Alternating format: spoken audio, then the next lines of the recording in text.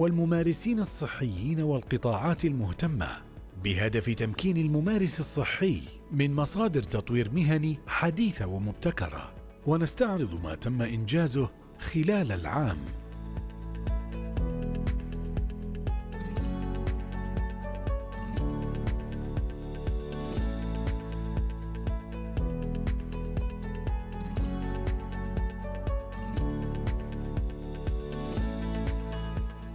ونكتشف آفاقاً جديدة لأفضل الممارسات المهنية عبر نقاشات مثرية مع متحدثين ملهمين.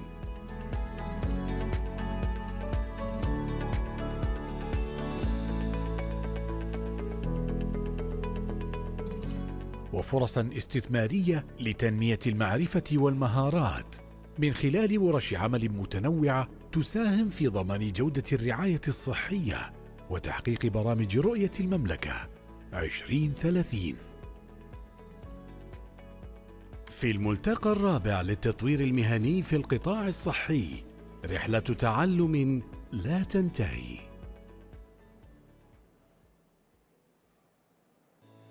في ملتقى التطوير المهني المستمر بالقطاع الصحي، يتجدد اللقاء في محاور استثنائية تحت عنوان التعليم والتعلم، القيادة والإدارة، الابتكار والحلول، بالشراكة مع الجهات المقدمة لأنشطة وبرامج التطوير المهني والممارسين الصحيين والقطاعات المهتمة، بهدف تمكين الممارس الصحي من مصادر تطوير مهني حديثة ومبتكرة، ونستعرض ما تم إنجازه خلال العام.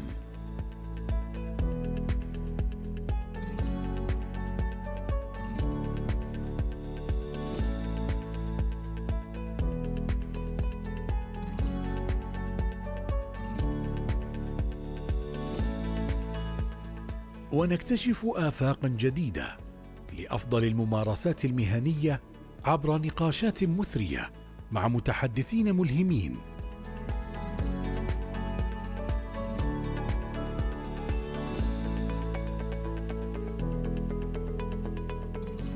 وفرصاً استثمارية لتنمية المعرفة والمهارات من خلال ورش عمل متنوعة تساهم في ضمان جودة الرعاية الصحية وتحقيق برامج رؤية المملكة 2030. في الملتقى الرابع للتطوير المهني في القطاع الصحي، رحلة تعلم لا تنتهي.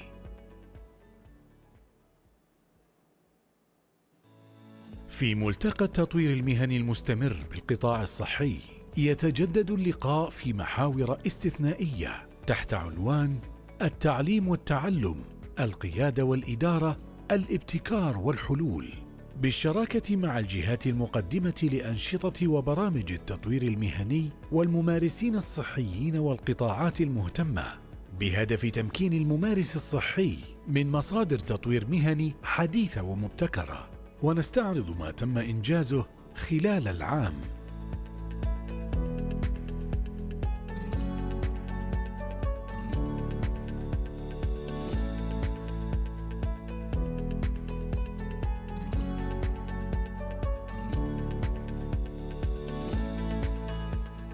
ونكتشف آفاقاً جديدة لأفضل الممارسات المهنية عبر نقاشات مثرية مع متحدثين ملهمين.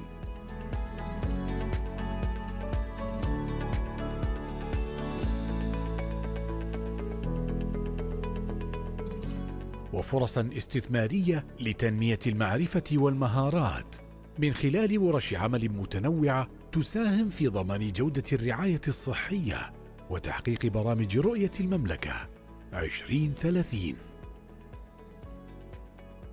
في الملتقى الرابع للتطوير المهني في القطاع الصحي، رحلة تعلم لا تنتهي.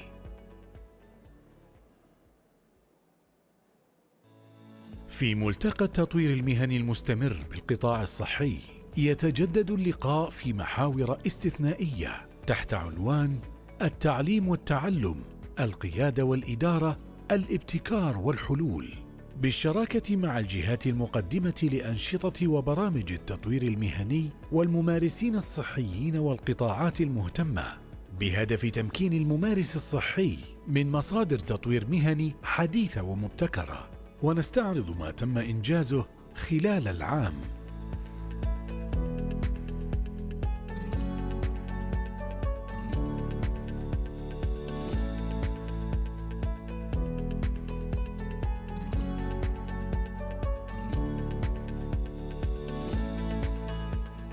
ونكتشف آفاقا جديدة لأفضل الممارسات المهنية عبر نقاشات مثرية مع متحدثين ملهمين.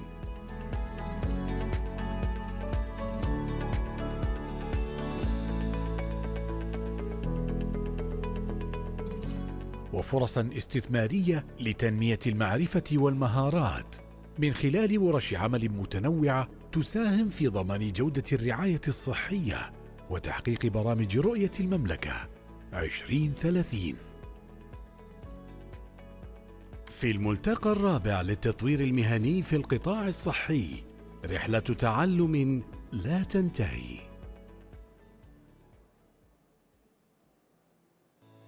في ملتقى التطوير المهني المستمر بالقطاع الصحي، يتجدد اللقاء في محاور استثنائية تحت عنوان التعليم والتعلم، القيادة والإدارة، الابتكار والحلول، بالشراكة مع الجهات المقدمة لأنشطة وبرامج التطوير المهني والممارسين الصحيين والقطاعات المهتمة، بهدف تمكين الممارس الصحي من مصادر تطوير مهني حديثة ومبتكرة.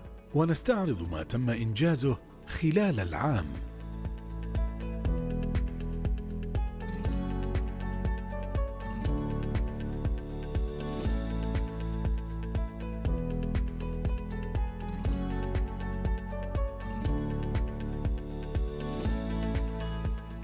ونكتشف آفاقا جديدة لأفضل الممارسات المهنية عبر نقاشات مثرية مع متحدثين ملهمين.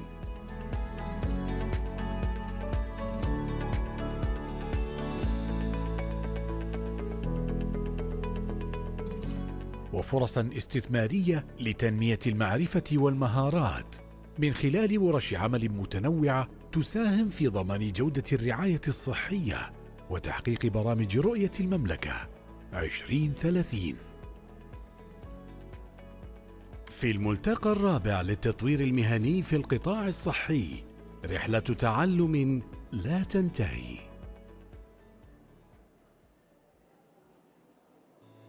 في ملتقى التطوير المهني المستمر بالقطاع الصحي، يتجدد اللقاء في محاور استثنائية تحت عنوان التعليم والتعلم، القيادة والإدارة، الابتكار والحلول، بالشراكة مع الجهات المقدمة لأنشطة وبرامج التطوير المهني والممارسين الصحيين والقطاعات المهتمة، بهدف تمكين الممارس الصحي من مصادر تطوير مهني حديثة ومبتكرة.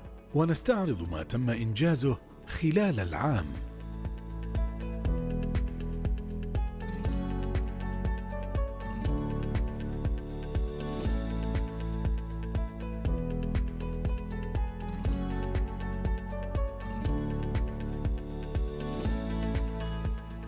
ونكتشف آفاقا جديدة لأفضل الممارسات المهنية عبر نقاشات مثرية مع متحدثين ملهمين.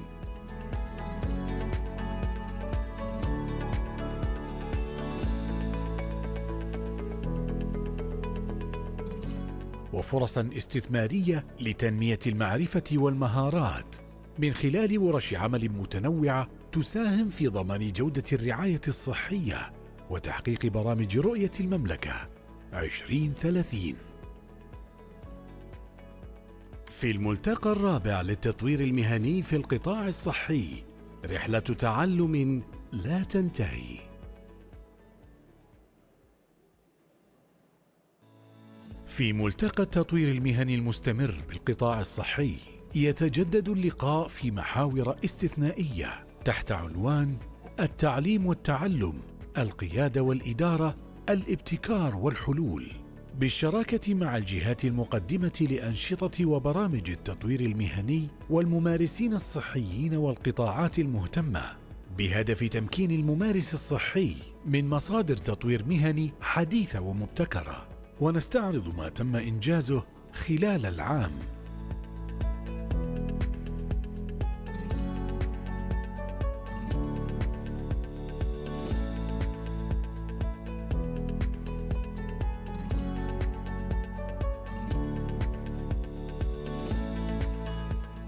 ونكتشف آفاقا جديدة لأفضل الممارسات المهنية عبر نقاشات مثرية مع متحدثين ملهمين.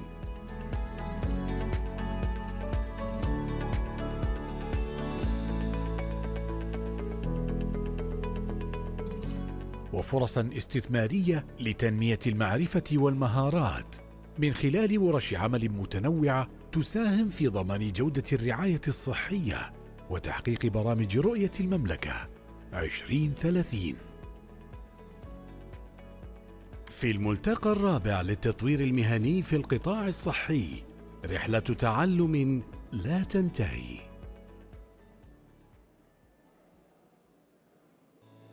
في ملتقى التطوير المهني المستمر بالقطاع الصحي، يتجدد اللقاء في محاور استثنائية تحت عنوان التعليم والتعلم، القيادة والإدارة، الابتكار والحلول، بالشراكة مع الجهات المقدمة لأنشطة وبرامج التطوير المهني والممارسين الصحيين والقطاعات المهتمة، بهدف تمكين الممارس الصحي من مصادر تطوير مهني حديثة ومبتكرة. ونستعرض ما تم إنجازه خلال العام.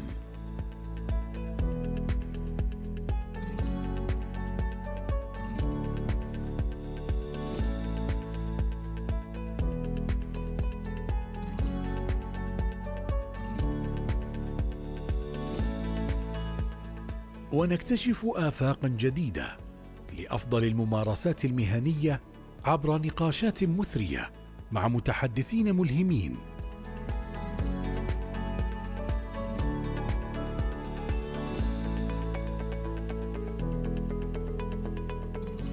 وفرصا استثمارية لتنمية المعرفة والمهارات من خلال ورش عمل متنوعة تساهم في ضمان جودة الرعاية الصحية وتحقيق برامج رؤية المملكة 2030.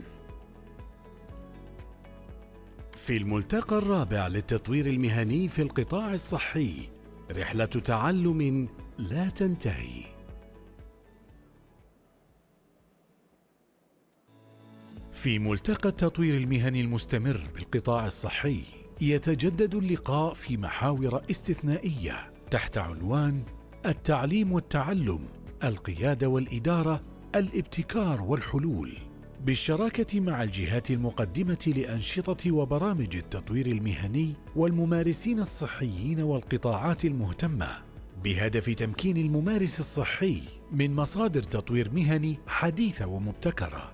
ونستعرض ما تم إنجازه خلال العام.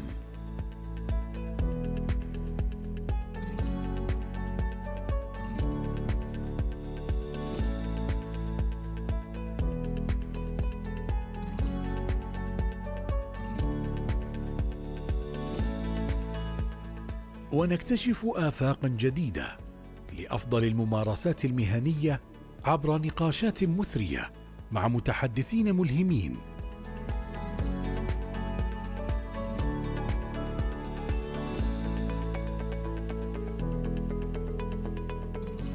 وفرصا استثمارية لتنمية المعرفة والمهارات من خلال ورش عمل متنوعة تساهم في ضمان جودة الرعاية الصحية وتحقيق برامج رؤية المملكة 2030. في الملتقى الرابع للتطوير المهني في القطاع الصحي، رحلة تعلم لا تنتهي. في ملتقى التطوير المهني المستمر بالقطاع الصحي، يتجدد اللقاء في محاور استثنائية تحت عنوان التعليم والتعلم، القيادة والإدارة، الابتكار والحلول، بالشراكة مع الجهات المقدمة لأنشطة وبرامج التطوير المهني والممارسين الصحيين والقطاعات المهتمة، بهدف تمكين الممارس الصحي من مصادر تطوير مهني حديثة ومبتكرة. ونستعرض ما تم إنجازه خلال العام.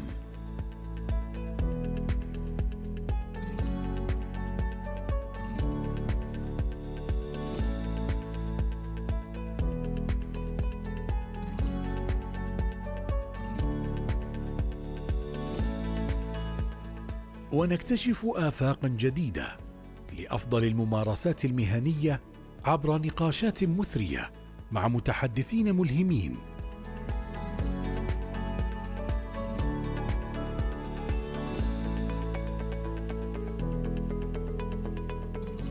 وفرصا استثمارية لتنمية المعرفة والمهارات من خلال ورش عمل متنوعة تساهم في ضمان جودة الرعاية الصحية وتحقيق برامج رؤية المملكة 2030.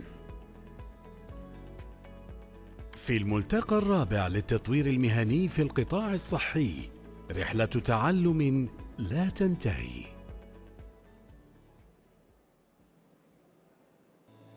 في ملتقى التطوير المهني المستمر بالقطاع الصحي، يتجدد اللقاء في محاور استثنائية تحت عنوان التعليم والتعلم، القيادة والإدارة، الابتكار والحلول، بالشراكة مع الجهات المقدمة لأنشطة وبرامج التطوير المهني والممارسين الصحيين والقطاعات المهتمة، بهدف تمكين الممارس الصحي من مصادر تطوير مهني حديثة ومبتكرة. ونستعرض ما تم إنجازه خلال العام.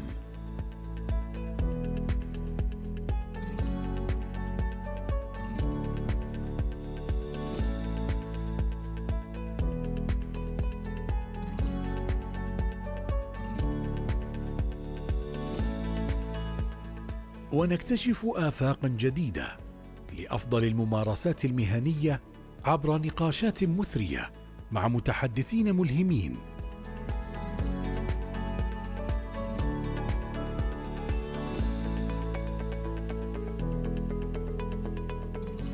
وفرصا استثمارية لتنمية المعرفة والمهارات من خلال ورش عمل متنوعة تساهم في ضمان جودة الرعاية الصحية وتحقيق برامج رؤية المملكة 2030.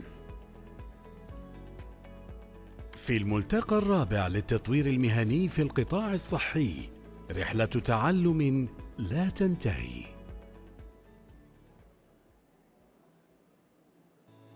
في ملتقى التطوير المهني المستمر بالقطاع الصحي، يتجدد اللقاء في محاور استثنائية تحت عنوان التعليم والتعلم، القيادة والإدارة، الابتكار والحلول، بالشراكة مع الجهات المقدمة لأنشطة وبرامج التطوير المهني والممارسين الصحيين والقطاعات المهتمة، بهدف تمكين الممارس الصحي من مصادر تطوير مهني حديثة ومبتكرة.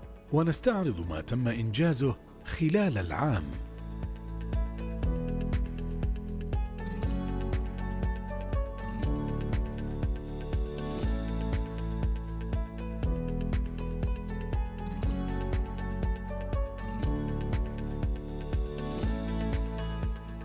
ونكتشف آفاقا جديدة لأفضل الممارسات المهنية عبر نقاشات مثرية مع متحدثين ملهمين.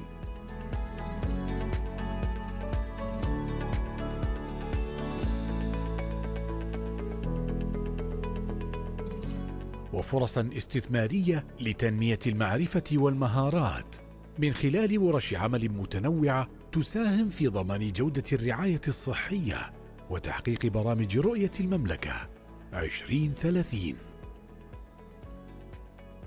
في الملتقى الرابع للتطوير المهني في القطاع الصحي، رحلة تعلم لا تنتهي. في ملتقى التطوير المهني المستمر بالقطاع الصحي، يتجدد اللقاء في محاور استثنائية تحت عنوان التعليم والتعلم، القيادة والإدارة، الابتكار والحلول، بالشراكة مع الجهات المقدمة لأنشطة وبرامج التطوير المهني والممارسين الصحيين والقطاعات المهتمة، بهدف تمكين الممارس الصحي من مصادر تطوير مهني حديثة ومبتكرة. ونستعرض ما تم إنجازه خلال العام.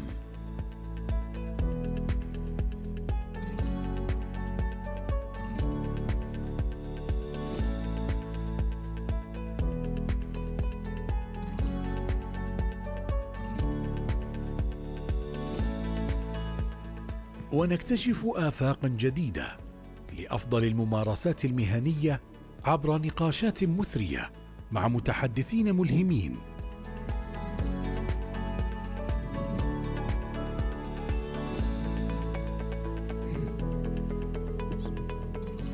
وفرصا استثمارية لتنمية المعرفة والمهارات من خلال ورش عمل متنوعة تساهم في ضمان جودة الرعاية الصحية وتحقيق برامج رؤية المملكة 2030.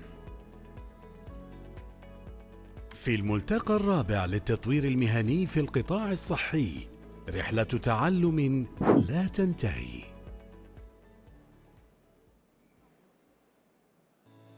في ملتقى التطوير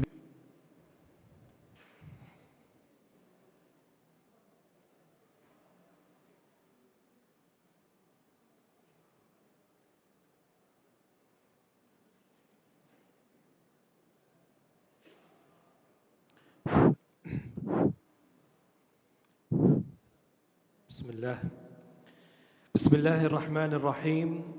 الحمد لله رب العالمين، والصلاة والسلام على أشرف الأنبياء والمرسلين نبينا محمد وعلى آله وصحبه أجمعين.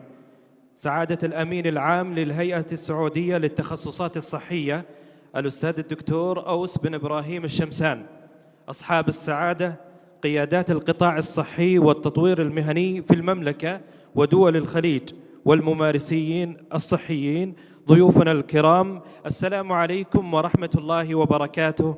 وبعد، بكل حماس نبدأ وإياكم برحلة تعلم لا تنتهي في التعليم والتعلم والقيادة والإدارة والابتكار والحلول، هنا في الملتقى الرابع للتطوير المهني المستمر في القطاع الصحي التي تنظمه الهيئة السعودية للتخصصات الصحية. لقاء يتجدد بكم كل عام لنستعرض وإياكم ما تم إنجازه خلال 2023 ونكتشف آفاقاً جديدة لأفضل الممارسات المهنية والفرص الاستثمارية بما يواكب رؤية المملكة 2030. أيها الحفل الكريم، يتفضل الآن راعي الحفل أمين عام الهيئة السعودية للتخصصات الصحية الأستاذ الدكتور أوس بن إبراهيم الشمسان لإلقاء كلمة بهذه المناسبة.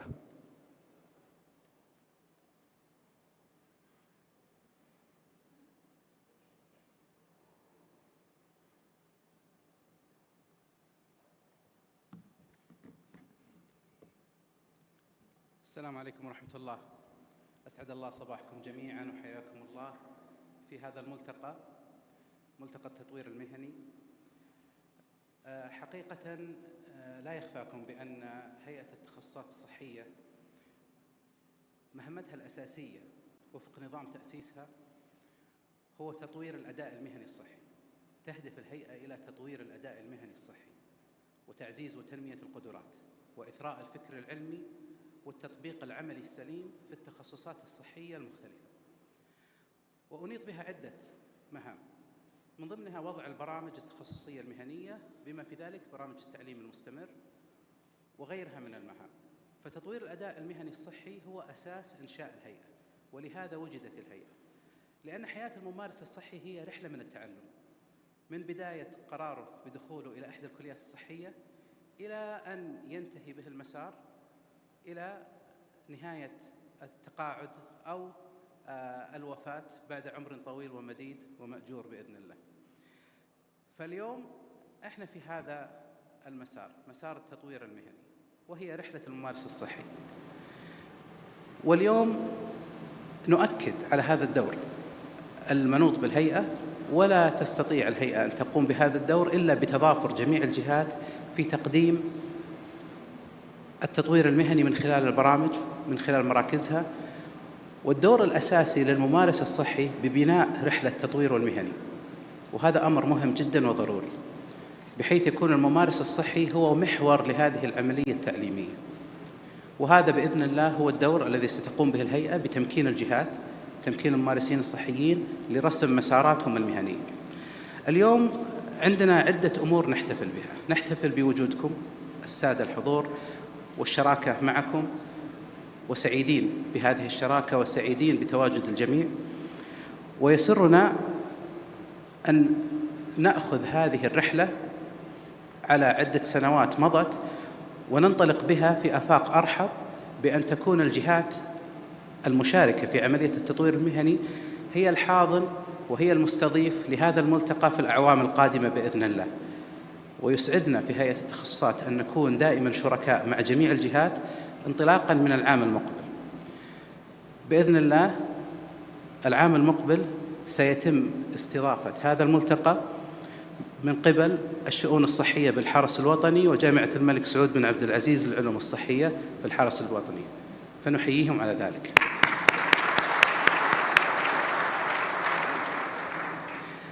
يميز اليوم هذا الملتقى بأن هناك مسارات للجوائز.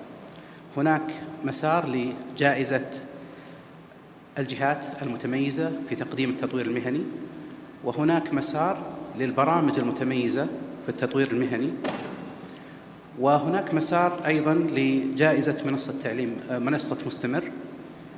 وفي السنة القادمة بإذن الله سيتم استحداث جائزة للممارس الصحي المستفيد من عمليات التطوير المهني. نحن نأمل أن تكون هيئة التخصصات هي حاضن لبروفايل الممارس الصحي منذ بداية انضمامه لعضوية هيئة التخصصات، ويكون بناء هذا البروفايل من خلال منصة هذا الممارس، بحيث يتراكم عنده حصيلة معرفية وعلمية ومهارية تدعم تقديم الخدمة الصحية وفق أفضل الممارسات، وهو الدور الذي أسست من أجل الهيئة: تطوير الأداء المهني الصحي وتنمية وتشجيع القدرات وإثراء الفكر العلمي والتطبيق العملي السليم في التخصصات الصحية المختلفة. لا أحب أن أطيل، أشكر لكم جدا على حضوركم، أشكر لكم على مشاركتكم، ونتطلع إلى مؤتمر ناجح بإذن الله. السلام عليكم ورحمة الله وبركاته.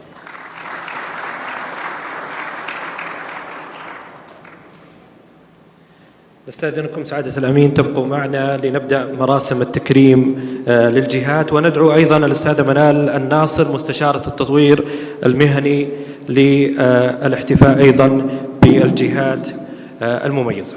أولا، مسار الجهات المعتمدة بتميز والتي تميزت في ممارساتها في التطوير المهني: الشؤون الصحية بالحرس الوطني في الرياض. يستلم التكريم الدكتورة نواف الباز، فأهلا وسهلا.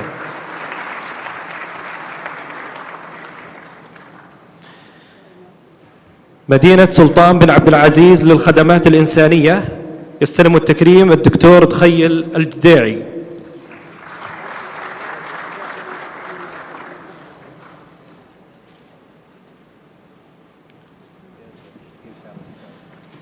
أيضا من الجهات المكرمة معنا في مسار الجهات المعتمدة بتميز مستشفى الملك خالد التخصصي للعيون، وتستلم التكريم الدكتورة هدى الغدير.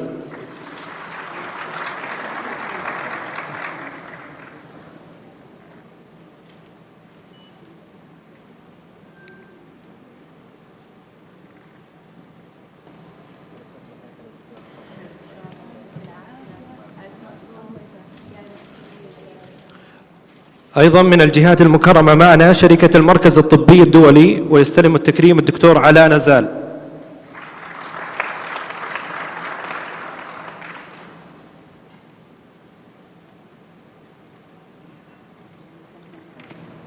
ولدينا مستشفى الملك فيصل التخصصي ومركز الأبحاث بجدة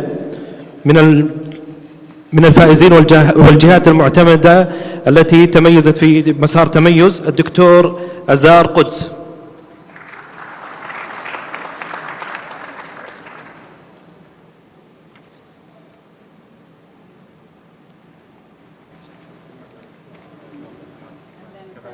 أيضا التجمع الصحي الثاني بالرياض، ويستلم التكريم الأستاذ فهد القحطاني.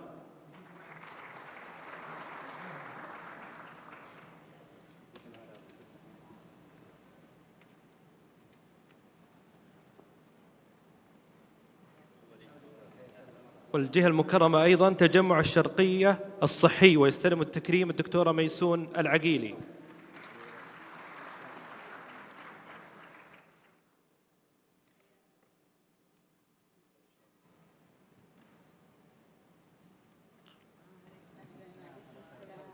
الجمعية السعودية لأمراض وجراحة اللثة، ويستلم التكريم الدكتور عبد الله العمري والدكتور عاصم الصويان.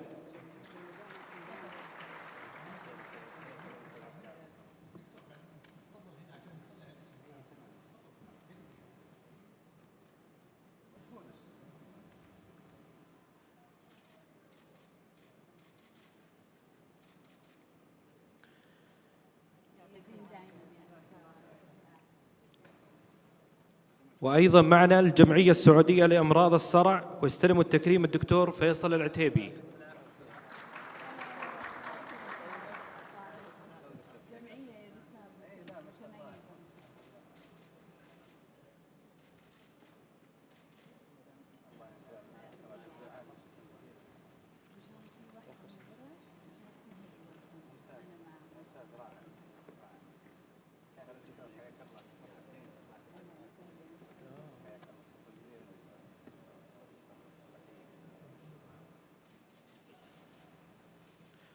وأيضا الجمعية السعودية للصيدلة الكلينيكية، ويستلم التكريم الدكتورة آمل العتيبي.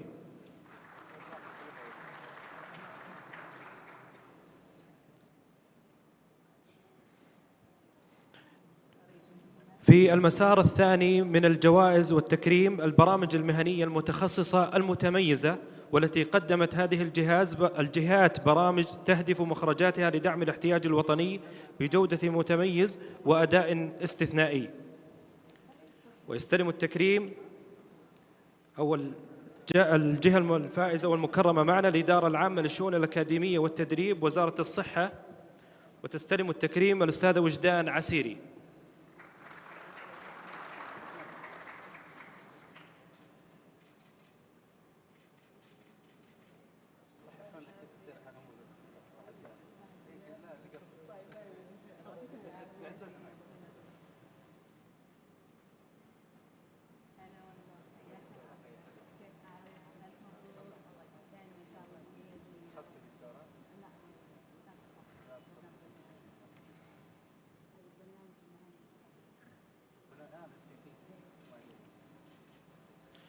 مستشفى الملك فيصل التخصصي ومركز الأبحاث بالرياض، ويستلم التكريم الدكتور أسامة السويلم.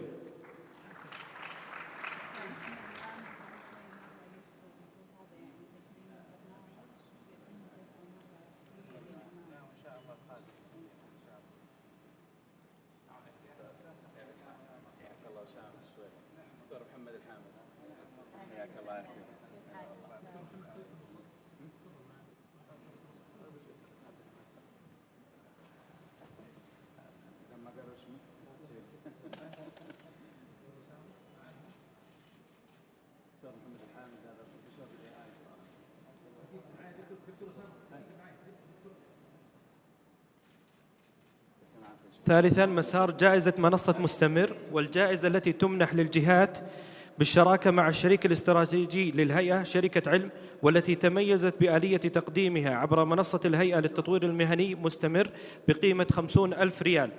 فمعنا التجمع الصحي الثاني بالرياض في جائزة منصة مستمر، ويستلم الجائزة الأستاذ فهد القحطاني.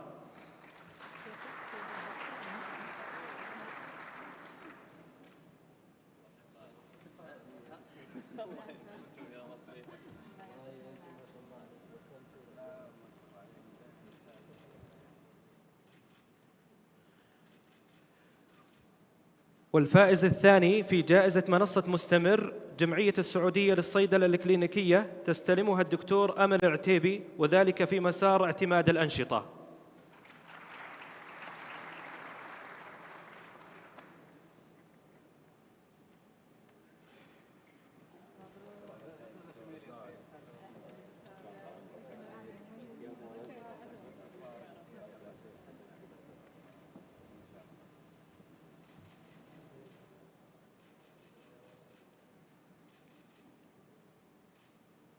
والجهة المكرمة أيضاً والتي فازت معنا شركة النقاط المعتمدة للتدريب الصحي، ويستلم الجائزة الدكتور عبد الله الدوسري والدكتور محمد العسيوي، وذلك في مسار اعتماد الأنشطة.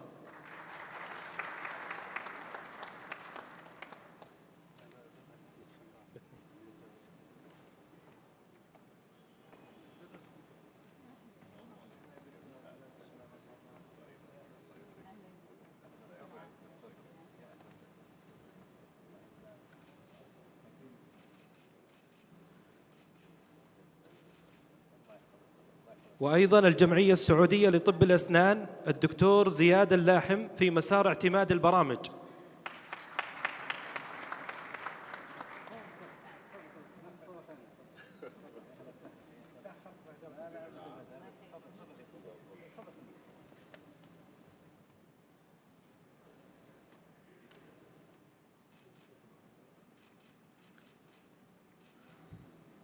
وأخيراً مستشفى الملك خالد التخصصي للعيون، وتستلم الجائزة الدكتورة هدى الغدير في مسار اعتماد الأنشطة الإلكترونية الغير متزامنة.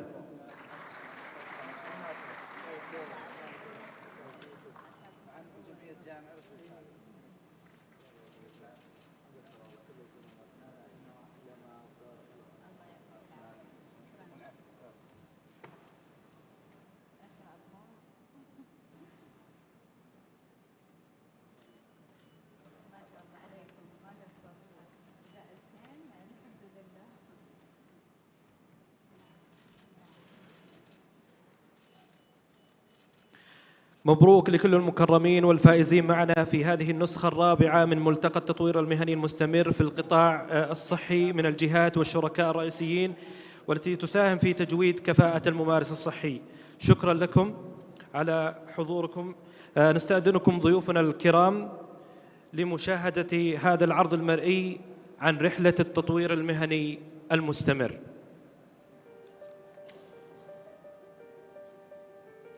تتلخص رسالة التطوير المهني بالهيئة السعودية للتخصصات الصحية في تعزيز مفهوم الالتزام بالتعلم مدى الحياة من خلال تطبيق أفضل الممارسات والمعايير المحلية والدولية، ليكون الممارس الصحي في المملكة منافساً محلياً وعالمياً.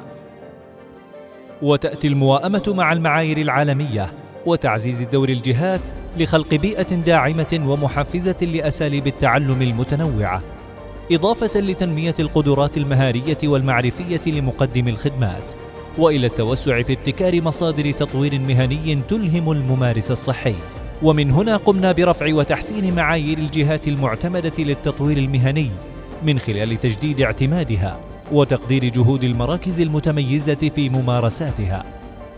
أما فيما يهم الممارس الصحي فقد تم اعتماد برامج مهنية متخصصة لتمكينه ورفع كفاءته المهنية بهدف حصوله على شهادة الكفاءة المهنية التي توثق في سجله المهني، إضافة لدراسة احتياج الجهات والممارسين وابتكار عدد من الحلول لكليهما.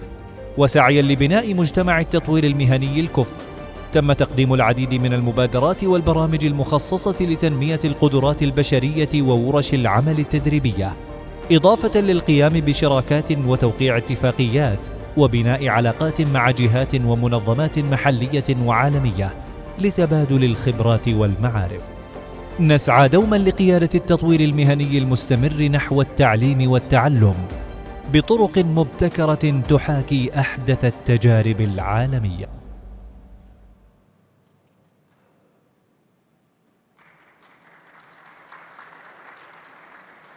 حفلنا الكريم يطيب لنا سماع كلمة الأستاذة منال الناصر مستشارة تطوير مهني مستمر، حيث أنها شغلت عددا من المناصب القيادية في العديد من المؤسسات الصحية والجامعات الرائدة، منها مديرة التطوير المهني بمدينة الملك فهد الطبية، ومديرة مركز تدريب الدراسات العليا بجامعة الملك سعود بن عبد العزيز التابعة لوزارة الحرس الوطني، وأخيرا المدير التنفيذي للتطوير المهني بهيئة التخصصات الصحية. فلتتفضل مشكورة.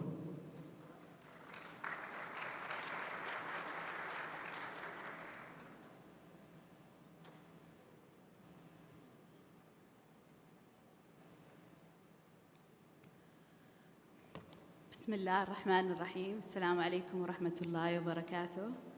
حفلنا الكريم، ضيوفنا الأعزاء، يسرني الترحيب بكم اليوم في ملتقى التطوير المهني المستمر الرابع، وهو الذي يأتي تحت عنوان رحلة تعلم لا تنتهي.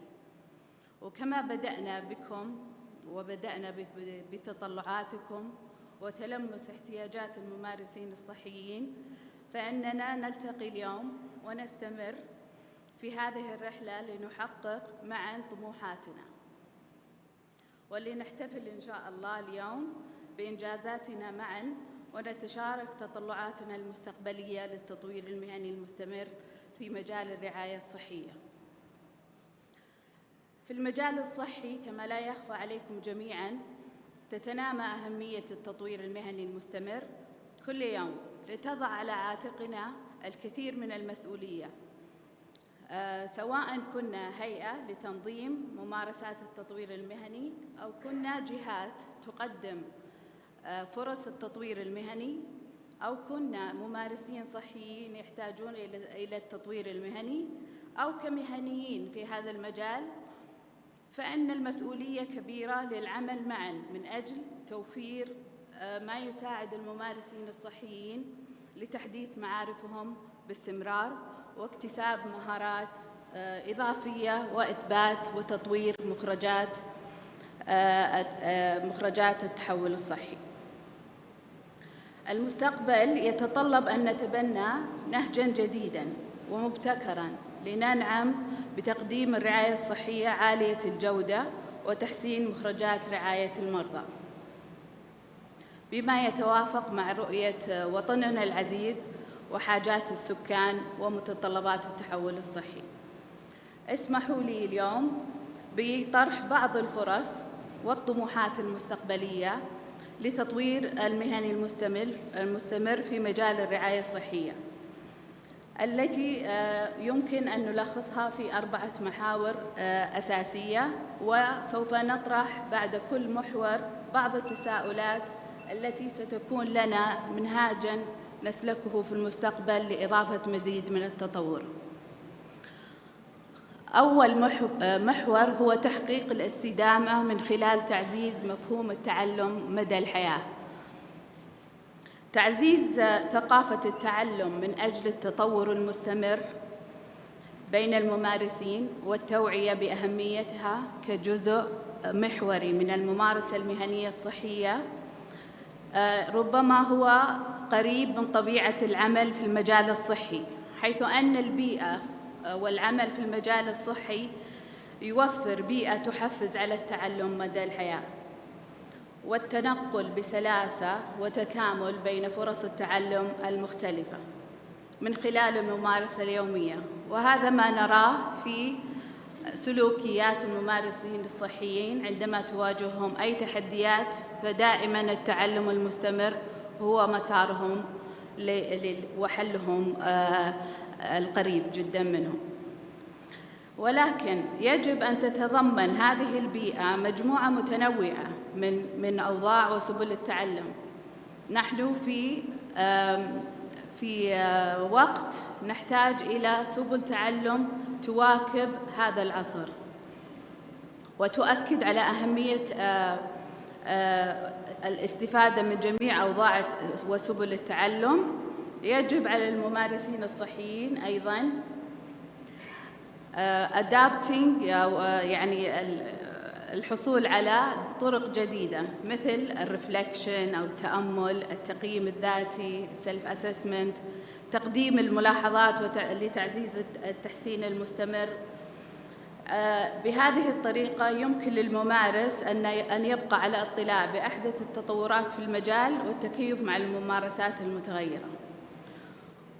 وهنا يأتي التساؤل: هل بيئاتنا محفزة بشكل كافي لتدعم التعلم المستمر؟ هل وفرنا للممارسين الصحيين في بيئات عملهم مصادر ودعم، سواء كان من حيث السياسات الموجودة أو من حيث الموارد المتاحة، سبل ليتنقلون بسلاسة بين مختلف سبل التعلم؟ هذا يمكن أن يكون أحد التساؤلات التي تدعمنا في استحداث الكثير من التغيير للممارسين ودعم مفهوم التعلم مدى الحياة. المحور الثاني هو دعم استقلالية الممارس الصحي في اختيار وسائل التعلم المناسبة لاحتياجاته المهنية والشخصية. الآن الممارس الصحي يتمتع بالاستقلالية الكافية لاختيار الكثير من فرص التعلم، فأين يأتي دورنا في هذا المجال؟ نطمح أن يكون لدى الممارس هذه الحرية بشكل أعلى في اختيار فرص تعلم متنوعة ومن مصادر متعددة حسب ما يتوافق مع احتياجاته، سواء كانت تعلم جماعي أو تعلم ذاتي، حضوري أو افتراضي، تعلم بين التخصصات أو تعلم على رأس العمل، حيث يمكنهم من تطوير مجالاتهم المهنية المفضلة وتحقيق أهدافهم الشخصية، ويزيد الرضا الوظيفي والنمو المهني. وهنا نتساءل: هل مكنا بما يكفي استقلالية الممارس في التعلم؟ وهل لدينا البنية المناسبة لدعمها؟ المحور الثالث هو توفير حلول مبتكرة لمواكبة التطور والتغيير في وسائل التعلم.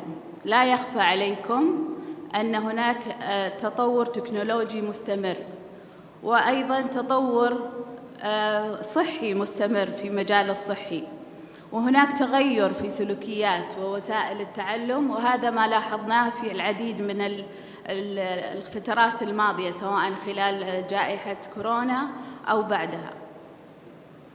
وهذا يتطلب توفير حلول مبتكرة لمواكبة هذه التغييرات، حيث يجب أن نحفز استخدام التكنولوجيا المتقدمة مثل التعلم الإلكتروني والتعلم عن بعد ومحاكاة الواقع الافتراضي ومحاكاة الواقع الفعلي وتطبيقات الأجهزة الذكية والذكاء الاصطناعي والخوارزميات التكيفية وغيرها من التقنيات الحديثة، لتوفر تجارب تعليمية استثنائية وقابلة للمواءمة والتخصيص personalized learning. يمكن تعزيز فعالية وكفاءة برامج التطوير المهني من خلالها، كما يضمن وجود مصادر تعليمية حديثة ومتنوعة وتحسين للتجارب التعلمية للممارسين الصحيين. وهنا نتساءل: ما هي الفرص والتحديات لمواكبة الابتكار والتطور؟ وما هي الممكنات التي يمكن أن نستثمر فيها حالياً ومستقبلياً؟ المحور الرابع: تفعيل واستدامة مجتمعات التطوير المهني Community of Practice باعتماد معايير عالمية لتحقيق رؤية الهيئة والمملكة. كما تعلمون، تمكين مجتمعات التطوير المهني من أهم الممكنات التي يمكن أن تطور التطوير المهني في أي دولة. فنطمح أن نطور هذه المجتمعات لتكون شبكات اجتماعية ومهنية ومساحات للتعلم المشترك ومرجعية مهنية بقيادة رواد ومتخصصين في التطوير المهني، لنعزز التواصل والتعاون ونقوي ثقافة تبادل المعرفة والخبرة والأفكار، ونحفز على البحث العلمي الذي يقيس الأثر من ممارسات التطوير المهني المختلفة، والسعي لجعل هذه المجتمعات المهنية ذات جودة عالية في الأداء ومحل ثقة الممارسين الصحيين لتحقيق أعلى مستويات الأداء والجودة في ممارساتها. وهذا يقودنا للتساؤل: كيف يمكن أن نعزز المجتمعات الحالية؟ وكيف نخلق فرص لمجتمعات مهنية مستقبلية تدعم مفاهيم التطوير المهني المستمر؟ هذه المحاور الأربعة تتطلب بنية تحتية وموارد وسياسات تمكينية لنستمر في هذه الرحلة التحولية، ويستمر التزامنا بالنهوض بمجالات التطوير المهني في مجال الرعاية الصحية. ختاماً، أود أن أتقدم بالشكر الجزيل والتقدير والامتنان لسعادة الأمين العام لرعاية هذا الحفل الكريم، وللجنة العلمية بقيادة الدكتورة لولو الوزان على تحقيق هذا الحلم، ولتنظيم هذا الملتقى لفريق رائع بقيادة الدكتورة لمد خيل والأستاذة هيا زومان والأستاذة ديمة دريعي، والفريق الرائع ولفريق التطوير المهني وجميع مستشاري التطوير المهني، وطبعاً لحضوركم الكريم، ولجميع المتحدثين والمنظمين والمشاركين الذين ساهموا في هذا الملتقى. شكر خاص لحضوركم، الكريم ودعمكم، وأتمنى أن يكون ملتقى التطوير المهني المستمر دائماً وأبداً منصة لدعم التعلم مدى الحياة وحافزاً للابتكار والتعاون والتميز في مجال الرعاية الصحية، والحمد لله رب العالمين. شكراً.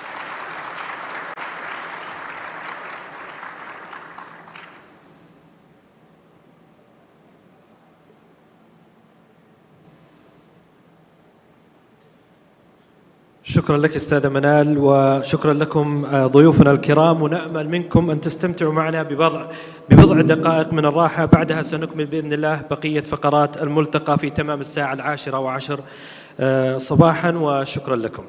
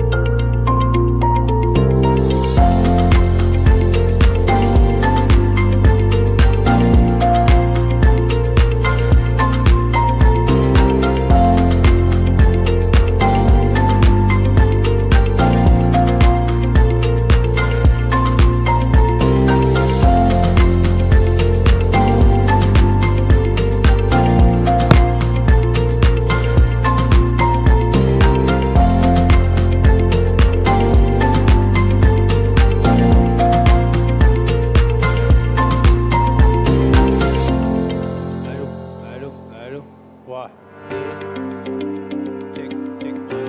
الو الو الو الو الو الو الو الو.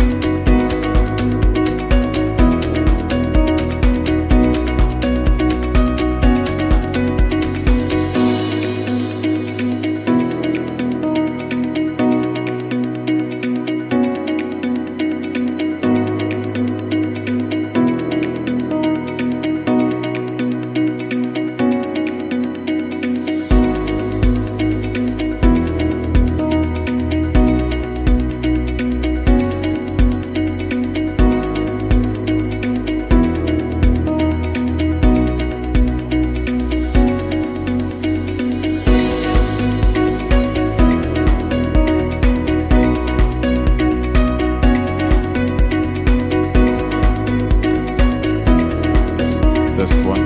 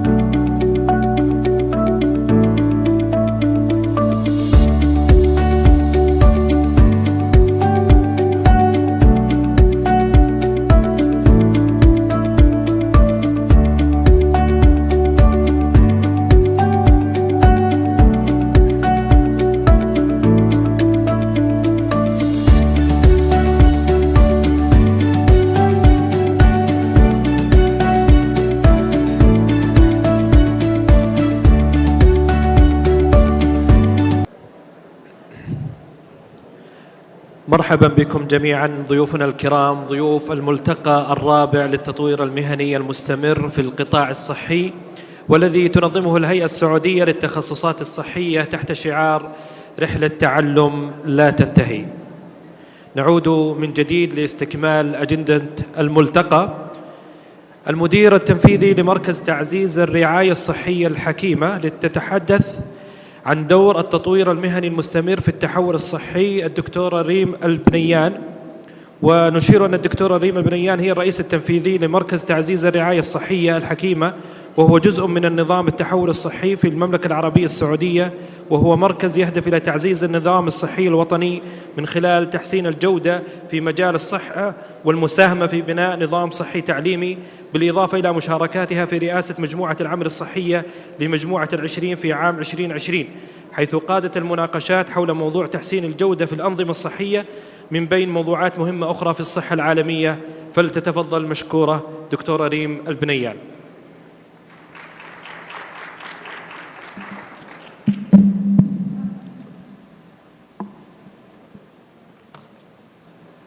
السلام عليكم وصباح الخير it's really a true pleasure to be here with you and a real pleasure to speak after the opening remarks of Dr. Aus وصديقتي Manal. It was really great to hear your inspiring words about this. I was saying that on my way to the event, well, actually anticipating the event was great because the organizers are like-minded, and the organizers of the event have been truly thinking deeply about how to put a program that is fit for a community of learners who are leaders in their respective organizations, regions, companies, or disciplines. And in coming to today's event, I was very relaxed because I knew the audience was going to be ready to have the conversation that we are going to have today. So in the few minutes that I have with you, I would like to that's not what I wanted you to see in the beginning. Let's see. Take me back.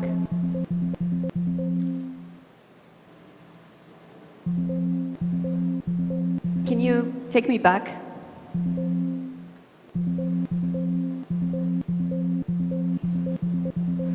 Okay, no worries. We will, through the coming few minutes, I would like to, I'm starting with a story. And I'd like to leave you with questions. I have no answers. I'd like to open your mind to thinking about some of these questions and think about that in the context of today's topic, which is learning. And I'd like to take you through what's happening in our health sector and what's happening in the world. So, I'm a clinician, I'm a neurologist, and my clinic is in the Eastern region. And this is a story, one of many stories that make me think and contemplate. It's a woman that came to see me from Taif. Her name is Salma. And she's a wife and a mother and a daughter. She has 4 kids. The youngest one at the time was 6 months old. And her husband is a military man. She was diagnosed or found out to have signs of MS and referred to see me in my clinic. So she traveled a very long distance to come see me. And this is kind of the story that I won't detail, but the story involves her dropping off her kids with her parents in another city, catching 2 flights to come see me, and then we did the consultation. She was delightful, the diagnosis was made, there was nothing out of the usual. From a clinician's perspective, I started to think, being the value lady, I started to think about the follow-up. Is she going to have the same kind of follow-up every time? What kind of tests am I going to order? How is she going to do those tests, etc.? I will come back to this at the end of our conversation today. So, what's happening in health systems? Around the world, there is a rise in demand and need for health care services. And this rise is not going to be met by increasing the number of providers or the number of resources, number of beds, the number of scanners, the amount of drugs, or etc. You can see that they're not meeting each other. And this phenomenon that we're facing globally is something, it's the reason for us to think and transform our health systems. More of the same is not enough. We need a fundamental change. It's not an improvement exercise. It's not only an improvement exercise. It's a fundamental change. Why is this happening? We heard in the opening remarks of Dr. Aus, we heard from Manal, and you'll hear more from the esteemed speakers afterwards, that the challenges that we're facing, the time we're living in, is different. The number one driver of this rise in need and demand is innovation and discovery in the field of health, in the field of medicine. New diseases. I mean, the easy example to give is COVID. Was a very new condition. We didn't have beds that were assigned to COVID. We didn't have teams that were COVID teams. We didn't have protocols for COVID. It was a new condition that came up. New discoveries in genetics, genomics, new drugs, biologics, every day. In my own life, my field has significantly changed over the years. That is not the only reason. In addition to that, you have populations that are aging. They're getting older because the life conditions are better. They're getting older, and as they get older, more and more people suffer chronic conditions. More and more people require health care. So the challenges that health systems are facing are huge. And that demands the evolution of health systems. And this is part of the story. There's an additional circle that is climate and carbon that's going to come to these circles. It used to be that effectiveness was the primary focus in health systems. In fact, it used to be a moment in time when health care was provided by one person. The doctor with the doctor's bag used to go to people in their homes and do everything. And then we had specialties, and then subspecialties, and then we moved into these different circles that you see are cumulative. From effectiveness to evidence-based medicine, cost effectiveness and quality, total quality management there was an era, and now we are living in the time of value. And with value, I say that it's moving forward because you heard recently the COP28 and the focus on health and care as a field. And each of these circles, they build on each other. It doesn't mean that if we're now in the era of value that all this other old stuff is old stuff and it's not important. In fact, it's very important, but it requires the building of our design, and mainly it requires a change in mindset. So what is value? I'll spend a minute here, and I hope that this slide and the concept would be one of the things that you take home with you. Classically, we measure our performance in healthcare by process. How many patients did I see in clinic? How many surgeries did we do? How many admissions did we have? And classically, in addition to measuring process, we, the providers, are the ones that say it was a successful surgery. Contrary to other disciplines where the metric is the outcome, and not just any outcome, outcomes that matter the most to people receiving care. Really, that is value. And it's not in isolation. You need to keep in mind the bottom part of the equation. It's not just the outcomes in isolation, but it's the outcomes in relation to resources. And the most valuable resource in health systems is the workforce and our time and our effort, the kind of effort, the kind of activity that we do towards realizing these outcomes. That's value. Outcomes in relation to resources. And in our national definition, we have three perspectives for this. The individual, and when we speak about the individual, it's me when I'm healthy in the community, and it's me when I get sick.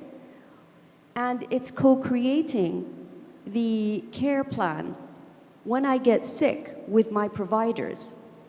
It's realizing what is it that I would like, or my decision-making in a care plan. And it's also me that judges if this is a good outcome or not. And it's also me that realizes if it's worth the effort, or if whatever it was led to the outcome that's desired. The second ring is the immediate community, and we heard a little bit today about the word community, but in our society, we are very, number one, we're spiritual, we're a Muslim, we have strong spiritual beliefs, and we're close with our families and communities. Many of us trained in the Western world, in our clinics, there were basically 3 chairs. 1 chair for me, and 1 for the patient, and 1 extra, just in case. In this setting, mustahil 3 chairs are enough. You need 4 or 5 chairs, you need a big door, stroller, baby stroller comes in, وبعدين you have to be on speaker with the auntie from Bahrain explaining what's going on. So that is a perspective that needs to be kept in mind. And lastly, the population at large. We are a nation that is committed to the health and care for our population at large. And we're a nation that's committed to universal health coverage. And we are those of you in top leadership roles need to think about the population at large, not just the individuals and their families. That is a third dimension. That's a definition of value in health in our setting. That definition requires, as I said, a change in mindset, and it affects different stakeholders or different players in the ecosystem in a different way. And each stakeholder group has a role and a contribution to realizing a high-value health sector. The big box, and it's a big box in all my presentations, not just for today.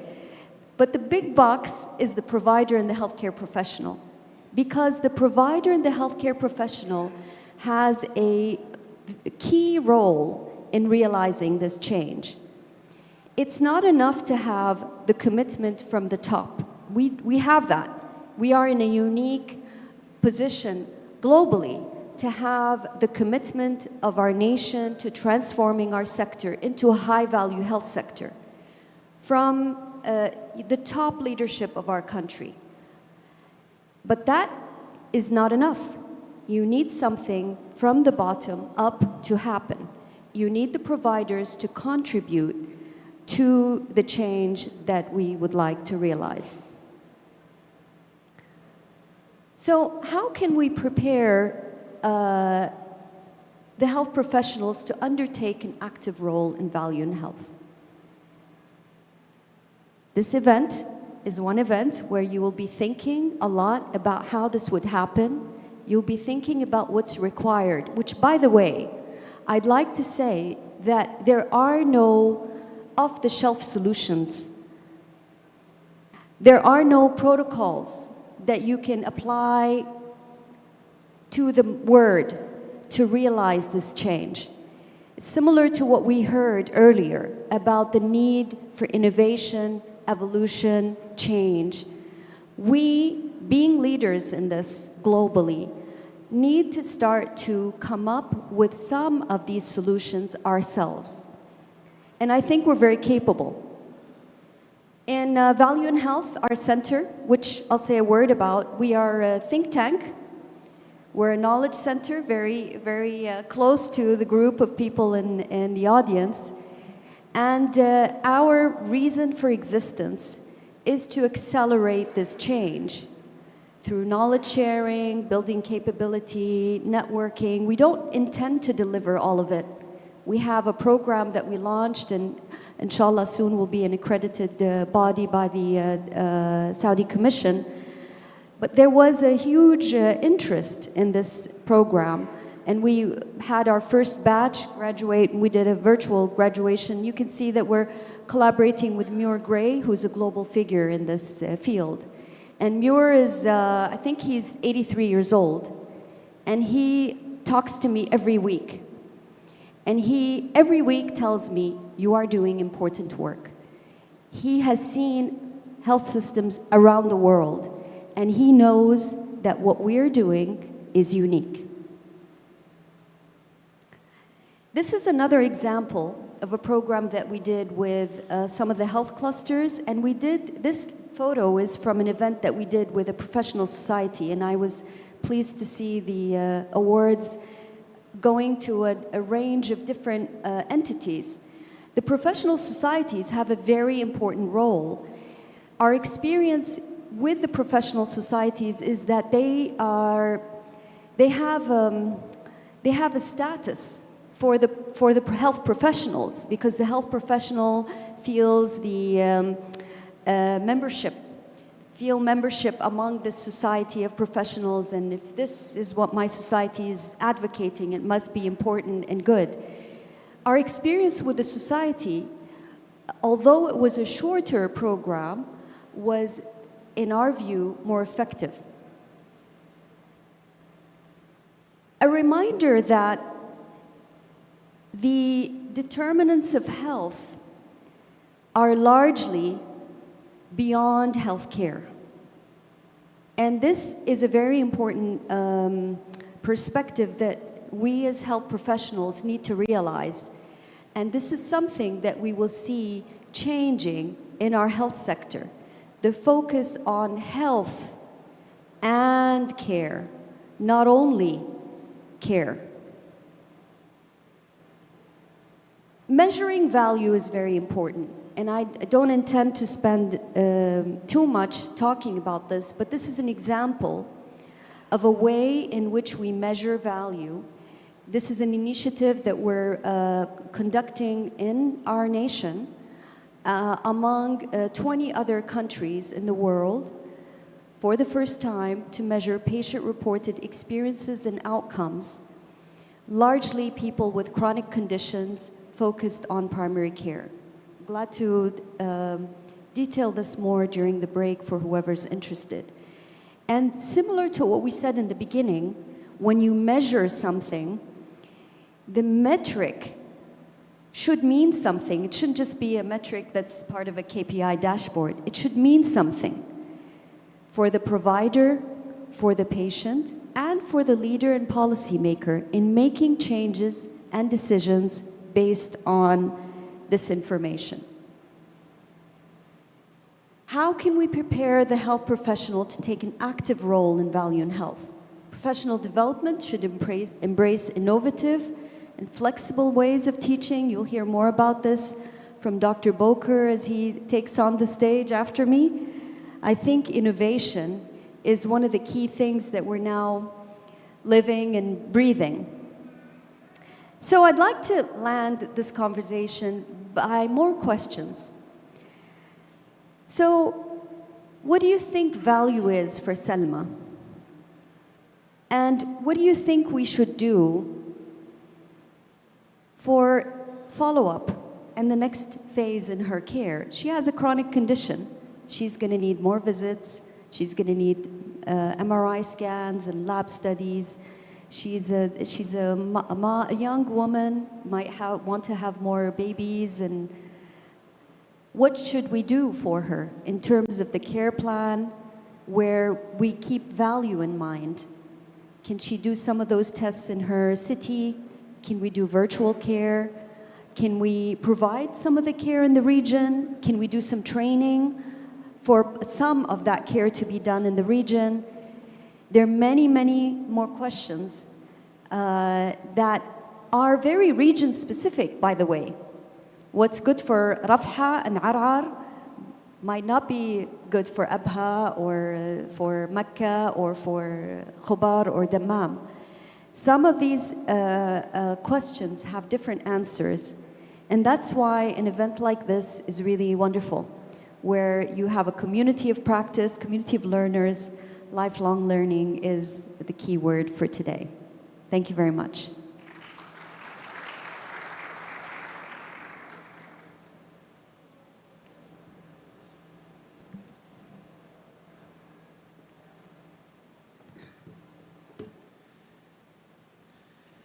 نحو التعلم المرن. رئيس قسم التخدير والعناية الحرجة بجامعة الملك عبد العزيز في كلية الطب، المشرف العام على مركز المهارات السريرية والمحاكاة بجامعة الملك عبد العزيز بجدة، الأستاذ الدكتور عبد العزيز بوكر، يتحدث نحو التعلم المرن، حيث أن ضيفنا الكريم قاد إصلاحاً كبيراً في المناهج الدراسية لبرنامج التدريب الوطني في التخدير وطب الرعاية الحرجة في المملكة العربية السعودية والعديد من الدول العربية الأخرى. لديه مشاركات فعالة وذات قيمة عالية في التعليم الطبي والمحاكاة الصحية على المستويات الوطنية والإقليمية والدولية. أهلاً وسهلاً بكم دكتور، وإليكم الكلمة.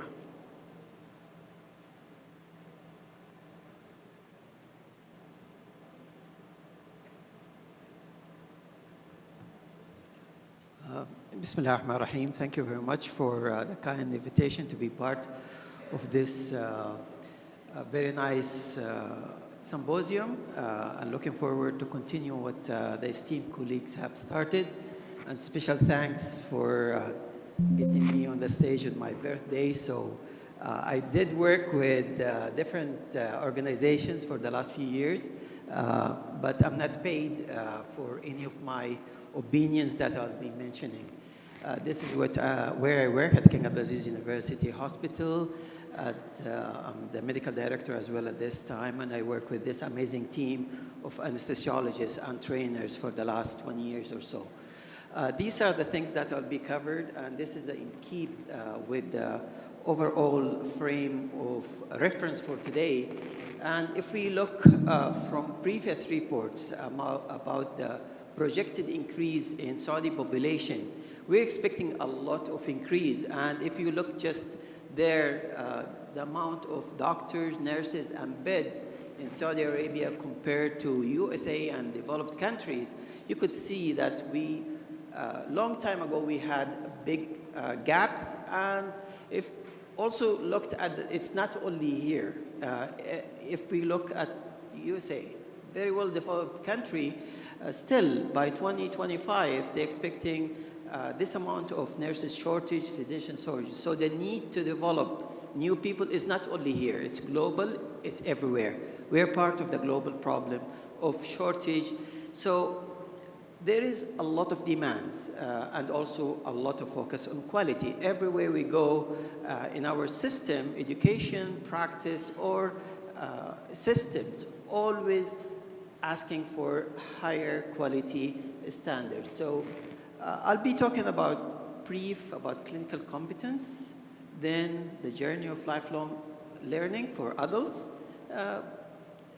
show a flexible learning model, and showing some examples of what we did in the last few years and what we look for to do in the future. So, because I'm from anesthesia, so some of you might sleep during my presentation. That's just part of being an anesthetist. So I'm telling you the conclusion from now. Flexibility in learning is ongoing. It has been there. It's really needed. If you're not flexible, you will disappear. Flexible learning is achievable, and it is now and the future. So this is the conclusion of the talk. You have it from now. So I'll start with stages of clinical competence. This is the definition, or the widely used definition of clinical competence: the ability to use and perform skill, knowledge, and attitudes in the domains of practice. So it's the ability to do things. This is a Bloom taxonomy, always the focus, or has been the focus for a long time, in recall, comprehension, but we know competence is about doing, ability to perform. And when we plot this with Miller triangle, doing, simulation, innovation, doing is what covered the higher level of cognitive or performance domains. So what's the role of experience in acquiring skills and competence? We will come to this at the end of the talk. Just remember this. Experiential learning theory is the way that we always think about improvements, learning, starting, and maintaining skills. So how do clinicians, medical nursing students start from novice, advanced beginner, competent, to masters, and then to maintain this forever during, it's just going through these experiences all the time. Always we thinking, is there a relationship between experience and time and competence? And a lot of people think it is this way, it's progressive. But the truth is, it's not. We go through stages. The first stage is very high confidence, maybe think of competence, and no experience. And this is what we call unconsciously incompetent. So people don't know that they don't know. When they experience, then they know that they don't know. Then with reflection, they learn, and they become consciously competent. Now I know I could do suture. Now I could do this procedure. Then they just do things without thinking, like driving. They become unconsciously competent. The questions always come to mind. Can people go from 4 to 1? Can they come from being consciously competent to incompetent? And that's, I think, where people become rusty or not interested, or very rare events. People could be, even if they master the skills, they could lose them. So that's need for lifelong learning. And this is actually what happened. If you want a good example, is using stethoscope for medical students.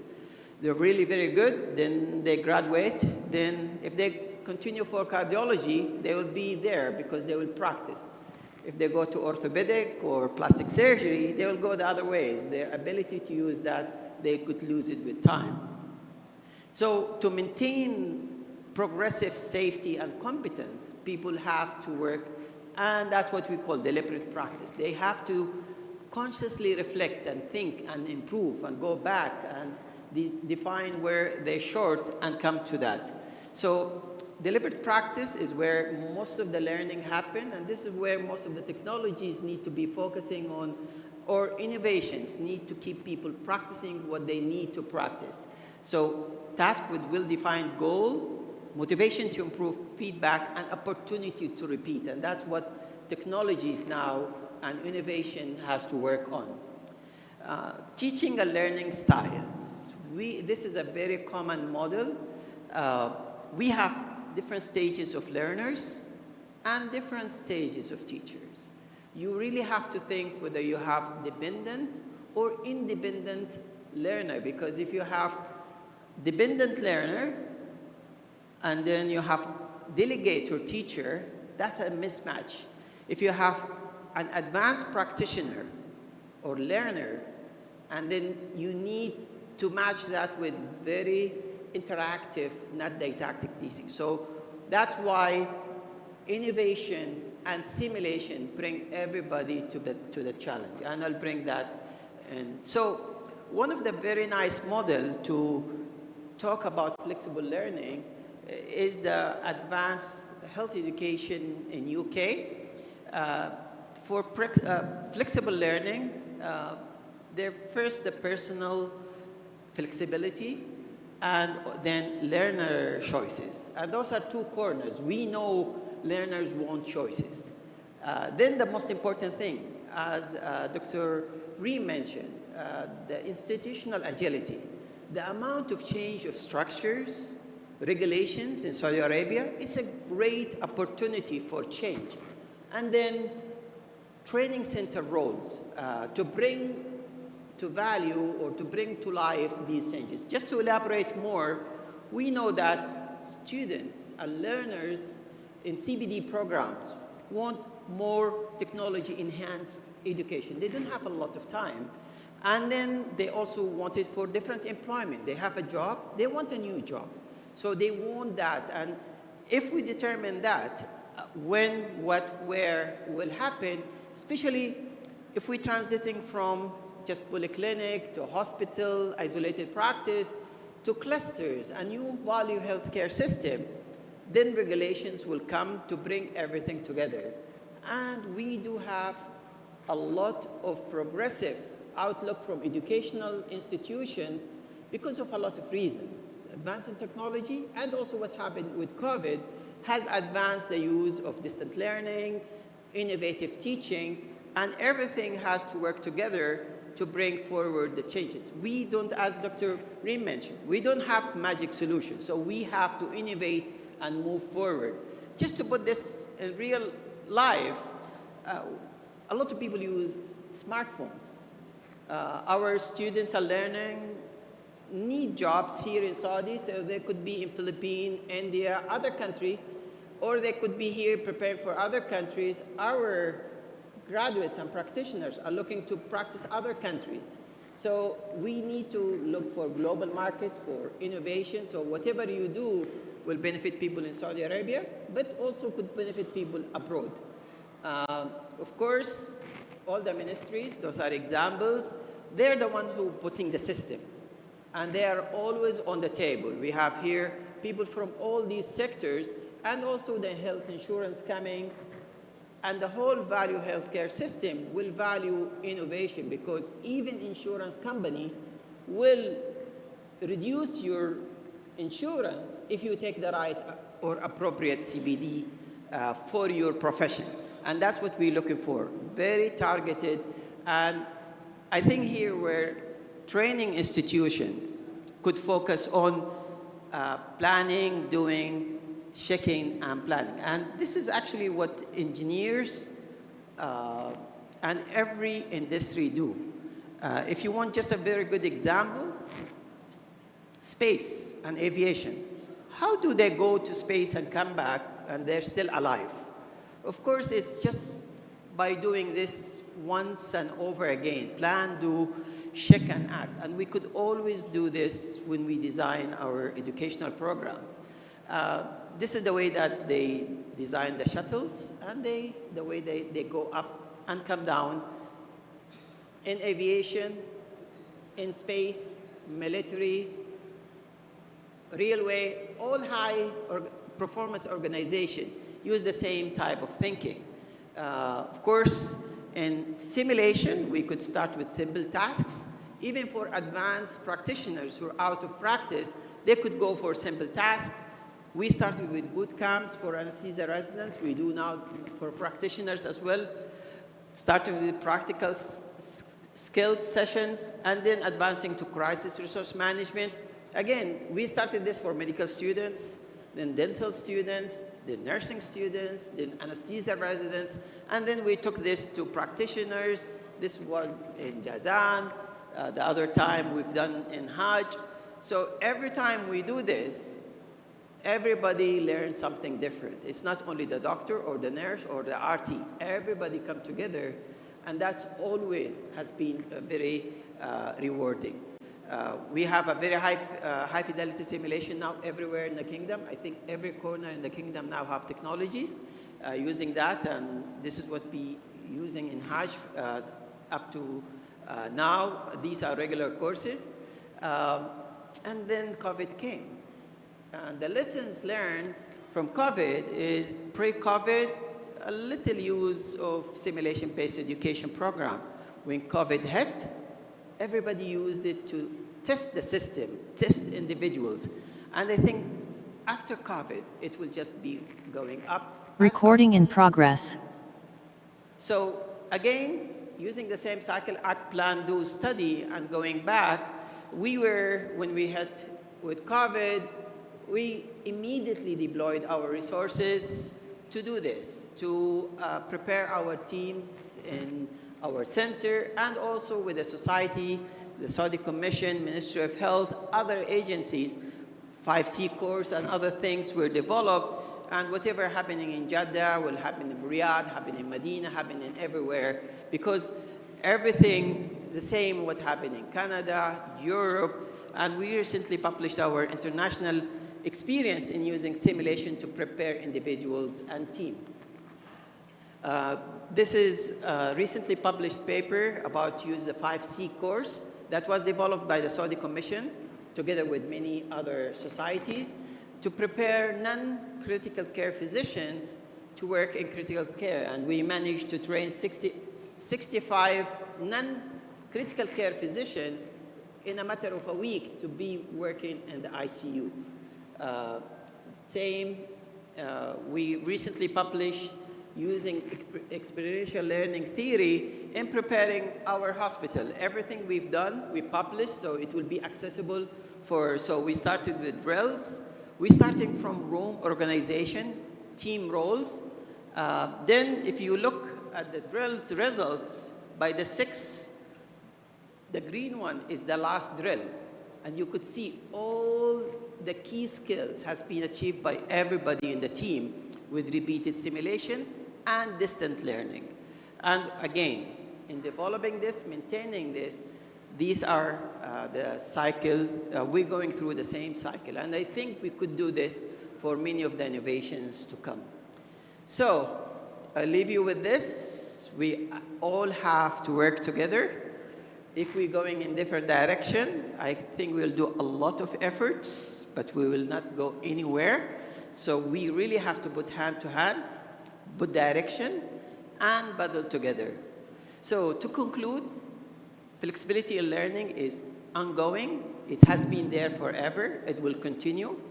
It's needed because there are a lot of changes in terms of learners, choices, systems, and training center capabilities and technologies.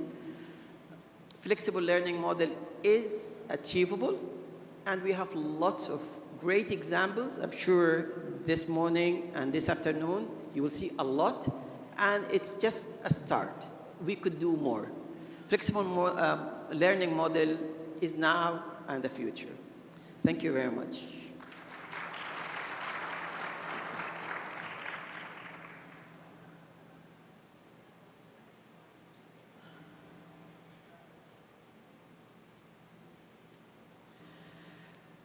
الدكتورة يسرى العتيق، الرئيس التنفيذي للممارسات المهنية في هيئة التخصصات الصحية، تتحدث لنا عن البرامج المهنية المتخصصة، فلتتفضل مشكورة.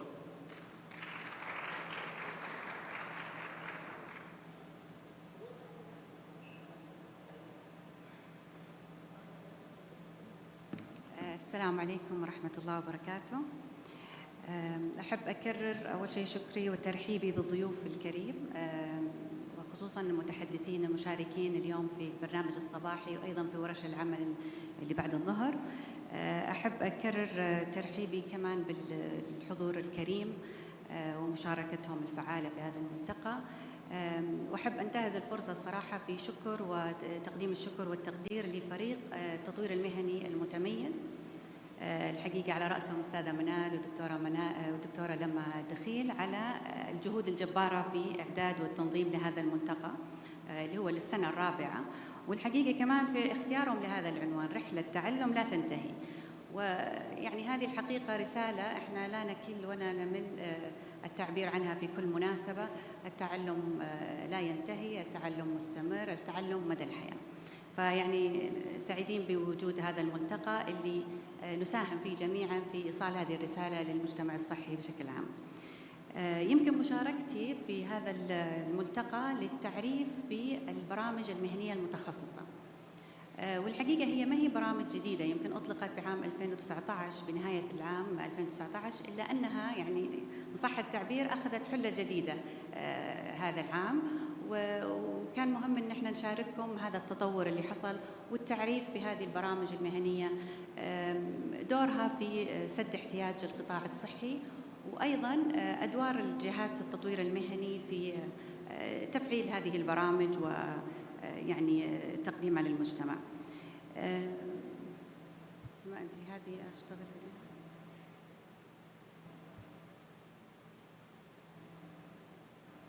أنا ما أدري وين الرل هنا. يمكن بس أحب أبدأ يعني وضع البرامج المهنية. هذا يمشي قدام. طيب وهذا يرجع. طيب شكرا. يمكن قبل ما أبدأ بالتعريف بالبرامج المهنية المتخصصة ودي بس أضعها ضمن السياق اللي إحنا نتكلم عنه في هذا الملتقى. يعني كما هو معروف أنه أدوار الجهات التنظيمية للممارسة المهنية مثل دور الهيئة والهيئات المشابهة عالمياً يركز كثير على حماية المجتمع وسلامة المرضى من خلال وضع عديد من الاشتراطات التنظيمية لضمان أن هذا الممارس المرخص له للممارسة المهنية يحقق لديه الحد الأدنى من التدريب والتأهيل لتقديم خدمة صحية آمنة وسليمة. وكمان من أدوارها أنها ضمان أن هذه الممارسة الآمنة والسليمة مستمرة من خلال متطلبات التطوير المهني السنوية. إلا أن في السنوات الأخيرة وخصوصاً من بعد جائحة كورونا والدروس اللي يعني تعلمناها من جائحة كورونا أبرزت أدوار أخرى لهذه الجهات التنظيمية. وفي يمكن دراسة حديثة نشرت في WHO تحدثت عن أبرز هذه الأدوار المهمة، وهي بناء القدرات والكفاءات ليس بمعزل ولكن لتتناسب مع احتياج القطاع الصحي أهدافه وأولوياته. لأنه الدروس اللي تعلمناها من كورونا أنه قد يكون لديك الخطط العديدة للمستقبل إلا أنه ما تدري وش اللي تتفاجأ فيه، فدائما هناك أولويات لهذا القطاع الصحي. لابد أنه الجهات التنظيمية تتواءم مع هذا الاحتياج. يعني لو بلخصها كذا أنه لم يعد من المناسب أن احنا نقول هل هذا الممارس عنده الحد الأدنى الآمن والسليم. احنا نحتاج أيضا أن ننظر هل هذا الممارس قادر ومستعد وجاهز لتقديم والمساهمة في أهداف وأولويات القطاع الصحي. الدكتورة ريم قبل شوي تكلمت على التحول الصحي والصحة الحكيمة. هل الممارسين الصحيين مستعدين للمساهمة في والنهوض بهذا التحول الصحي؟ هنا هذه العلاقة اللي ما بين الجهات التنظيمية وما بين احتياج القطاع الصحي اللي يمكن الهدف الأساسي من هذه البرامج المهنية المتخصصة.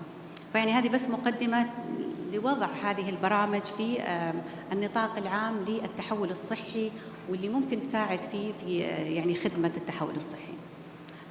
تعريف بسيط للبرامج المهنية المتخصصة. صراحة أنا ما أشوفها من هنا، بس يعني البرامج المهنية المتخصصة هي specialized program تصمم هذه البرامج لسد احتياج معين لتطوير مهارات محددة، ويعني وقد تكون فليكسبل. دكتور قبل شوي عبد العزيز تكلم على الفليكسبل. فالبرامج هذه هي تصمم لتطوير مهارات الممارس في أي نطاق مهني نحتاجه. Specialized Professional Program. نتيجة هذه البرامج، يمكن البرامج أطلقت بال2019. التحديث اللي يمكن تكلمتكم عنه بهذا العام هو الشهادة اللي تصدر من هذا البرنامج. هي عادة تصدر من الجهة المقدمة للبرنامج بعد اعتراف الهيئة طبعاً لهذا البرنامج. الإضافة اللي أضفناها هذا العام إنه اعتراف الهيئة أو اعتمادها لمسمى هذا البرنامج ضمن السجل المهني للممارس الصحي. والحقيقة احنا استشعرنا أهمية وجوده في السجل للممارس الصحي. يمكن ذكر بروف أوس اليوم الصباح إنه ضروري إنه البروفايل للممارس الصحي يكون مكتمل، ووجدنا إنه أهمية هذه البرامج أيضاً في اعترافنا وتسجيل هذه الشهادة ضمن السجل للممارس الصحي. فهذا تعريف بسيط لهذه البرامج. طبعاً أهميتها في احتياج سوق العمل. الحقيقة أن يمكن زي ما بدأت في مقدمتي أنه علاقتها بالاحتياج من أهم يعني ما نعتقد أنه هذه البرامج تضيفها، أنه ليست كل البرامج ليست كل الاحتياج مرتبط بشهادات أكاديمية. أحياناً كل اللي تحتاجه تطوير مهارات محددة ضمن نطاق معين يخدم مصلحة هذه الجهة. مثل يعني قبل شوي تكلم دكتور على المرونة، وبعض الأمثلة اللي ضربها بأنه أحياناً أسبوعين 3 5 أسابيع قد تساعده في تطوير مهارات مهمة وحساسة تخدم القطاع دون الحاجة إلى أن هذا تكون برامج أكاديمية. ولما احنا عارفين طبعاً هذه تتطلب وقت، تتطلب تفرغ، والمرونة في تطوير المهارات هي اللي نسعى له من خلال هذه البرامج المتخصصة.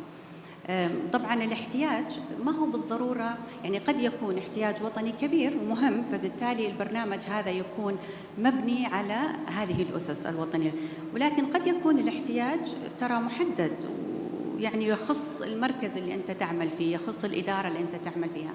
وجود أو استشعار الجهة لوجود احتياج، دور الهيئة هو في مساندتكم في تصميم هذا البرنامج واعتماده ضمن الاشتراطات اللي وضعت لهذه البرامج، ومن ثم اعتماده ليحصل الممارس بالنهاية على هذه الشهادة.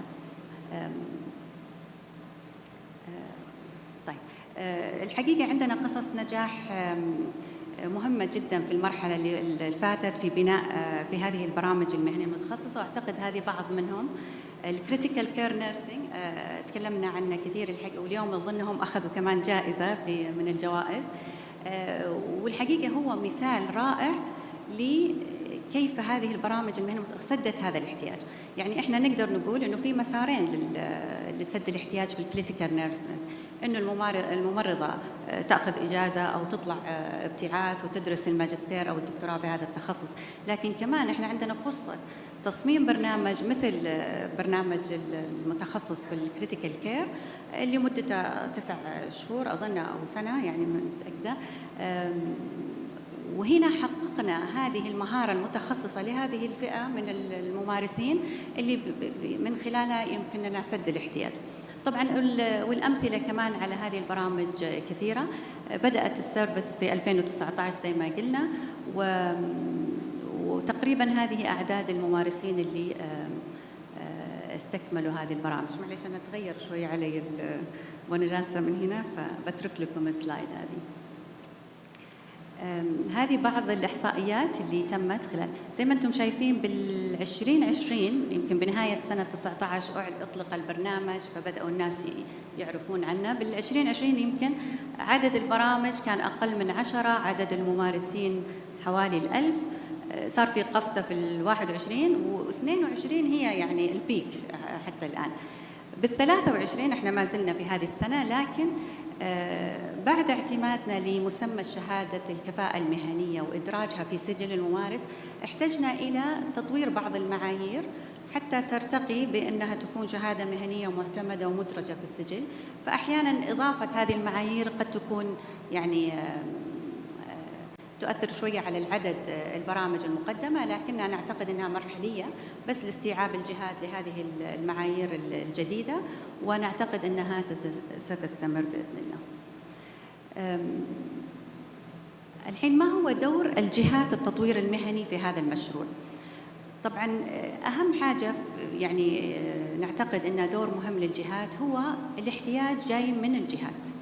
فجهات التطوير المهني هي في دراسة هذا الاحتياج اللي موجود في القطاع الصحي، ومن ثم دراسة المهارات المهنية المطلوبة لسد هذا الاحتياج، وتقديم البرنامج العلمي لهيئة التخصصات الصحية، طبعاً ثرو ممارس منصة مستمر ضمن الشروط والاعتبارات المطلوبة.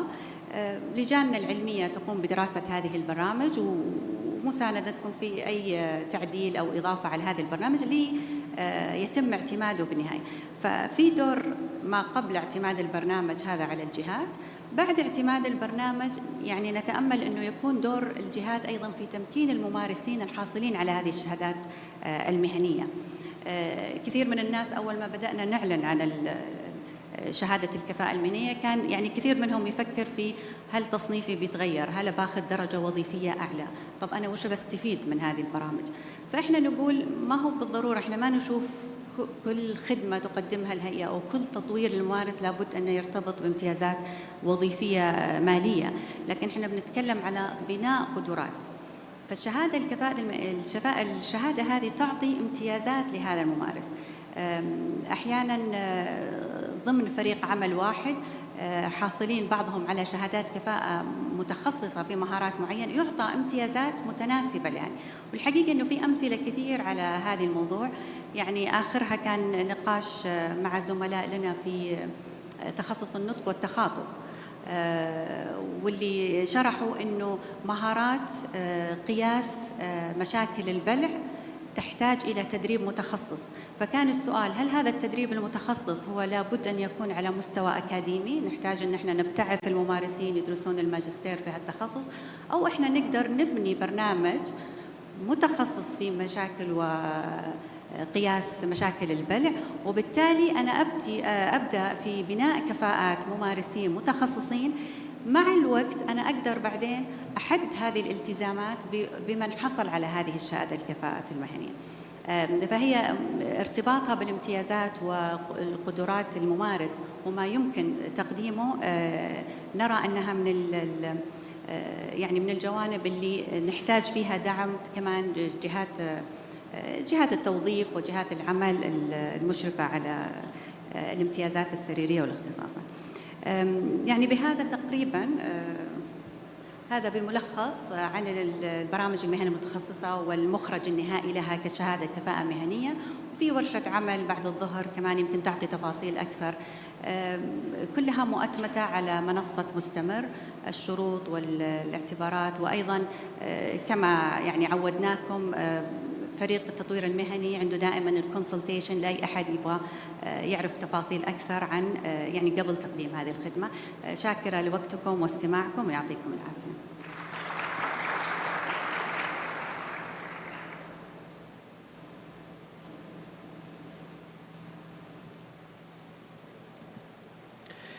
رحلتنا لم تنتهي بعد. يتحدث إلينا جاهام ماكميهن الرئيس والمدير التنفيذي لمجلس اعتماد التعليم الطبي الأمريكي ACCME عن بناء القادة في التطوير المهني المستمر، وهو الذي يعني بوضع معايير التعليم الطبي المستمر عالية الجودة، بالإضافة إلى تحسين كفاءة الممارس المهني وأدائه، ويساهم في الرعاية الصحية وتحسين للمرضى ومجتمعاتهم. والكلمة ستكون أونلاين فلنتابع.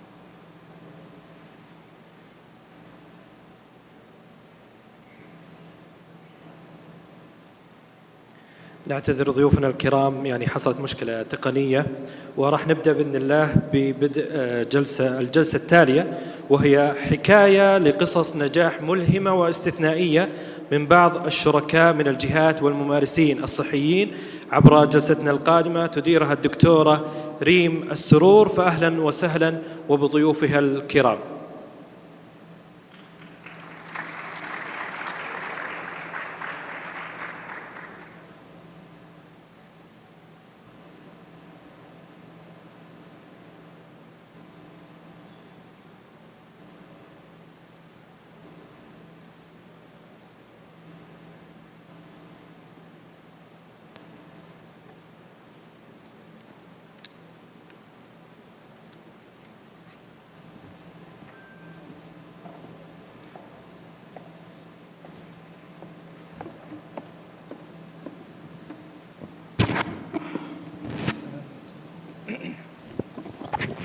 عليكم ورحمة الله وبركاته.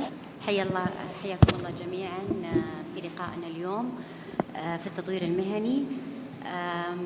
As part of the leading role of Saudi's Commission of Healthcare Specialties in supporting and empowering the healthcare practitioners, today we have 5 of distinguished healthcare practitioners who have overcome challenges, pursued their passions, and made a positive impact in their respective fields, leaving a lasting legacy in the healthcare community.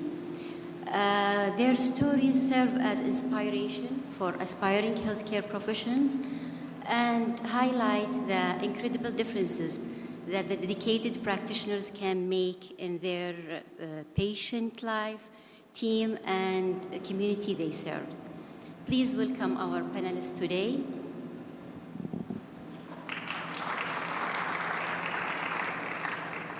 So I will start by inviting each guest to introduce himself. تفضلي دكتورة.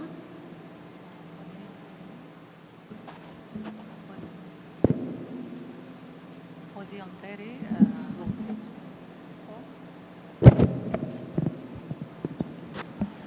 دكتورة فوزية مطيري, Pharmaceutical Care National Guard, Quality Pharmacist and Medication Safety Officer. حياك الله. تفضل دكتور. محمد الغامدي, المدير العام لشؤون التمريض في وزارة الصحة ورئيس مجلس إدارة الجمعية السعودية للتمريض. حياك الله. تفضل دكتور. السلام عليكم. أحمد دمرداش, Clinical Pharmacist وأسيستنت بروفيسور في جامعة الملك سعود وبورد ممبر في الجمعية السعودية للصيدلة الكلينيكية. السلام عليكم. نايف مرزوق, Consultant Emergency Medicine and the Chairman of the Emergency Department at King Fahd Armed Forces Hospital. حياك الله. تفضلي دكتور. السلام عليكم جميعا. نور الخضير, Assistant Professor, King Saud University College of Pharmacy. I'm currently chairing the Saudi Society of Oncology Pharmacy. سعيدة بوجودي معكم. حياكم الله جميعا. I will start the success story by asking Dr. Ahmed Demirdash. Doctor, based on all your position you held, mashallah, tabarak ar-Rahman, you've been a project manager of several Ministry of Health specialized professional program. So would you please tell us about those programs and how the importance of conducting specialized professional program can add to the healthcare, value-based healthcare, and to the value-based CBD practice. Absolutely, thank you so much. So I'm going to give you my background from 2 different sides, from the side of the Clinical Pharmacy Society and then from the Scientific Council in the Saudi Commission. We had very successful 3 stories with the SSCP, the Saudi Society of Clinical Pharmacy. One of them was the immunization program. So it was a program that certifies the pharmacists to give immunizations. The other one was the medication therapy management program, and the other one was the sterile product preparation. I think the biggest success was the one with the immunization program, and that goes hand to hand with the COVID-19 story. Remember, during the COVID-19, when they wanted the vaccination and they wanted the herd immunity, we had only 2 centers that can vaccinate the population. We wanted to reach the herd immunity as fast as possible, so one of the options was, why are we not using the community pharmacies to vaccinate the population? And here came the SPP idea. So we said, okay, we can have a program that we can prepare the pharmacists to be eligible and certified to vaccinate the population in the community pharmacies. And that's when you suddenly saw the pharmacies showing up in the application of Sahati. That was the outcome of this. During the COVID, we were able to vaccinate 66 people per day per pharmacist. So you can do the math, multiply by the number of pharmacies, by the number of pharmacists, and that was a great success in that situation and helped to get to the required herd immunity. So that's from the side of the society. From the side of the Scientific Council of Clinical Pharmacy, I think one of the best and great utilization of the SPP is standing away from the classic way of training.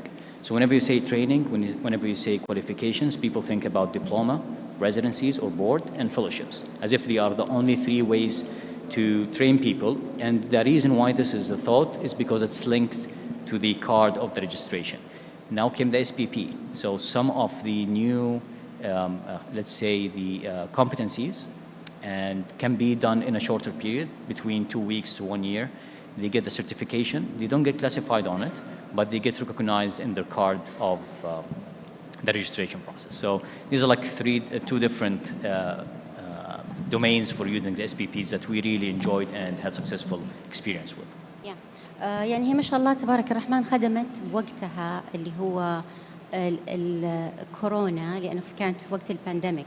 بس I think it's opened the door for several now application of several programs also. Correct. So it was during the COVID, but right now we have, it's all over 13 different cities throughout the kingdom, and we are growing. We have collaborations. We are thinking to have this as a general practice. We had collaboration with the Ministry of Health, so they certified the certificate with Sibahi as well, so when they go and see it. So it's a long-term investment, and again, it's not only immunization for the COVID, it's every type of immunization. So you want to get your HPV, you want to get your flu vaccine, everything, you can go ahead and do it. And it's going hand to hand with having the primary care services as an outpatient with the Kingdom's Vision 2030. طيب دكتور, how do you think that the CBD providers can get the chance also to participate in such programs and to enhance also the healthcare practitioner? I think that the way is exactly the same way we did with the vaccination. We found a gap, and by having this gap, you can go ahead and try to find a program that is well structured, done by subject matter experts, and can fill in these gaps. So you have a lot of things, like for example, when we talk about patient safety. Patient safety, for example, it's not pharmacy, it's not medicine, it's not nursing, it's not applied science, it's everything. So this is something that can be done. How long do you need this? Do you need it a 2-year program, 1-year program, 2 weeks, 3 weeks, so you can have this balance? So this is one thing. Another SPP we're working on has to do with research.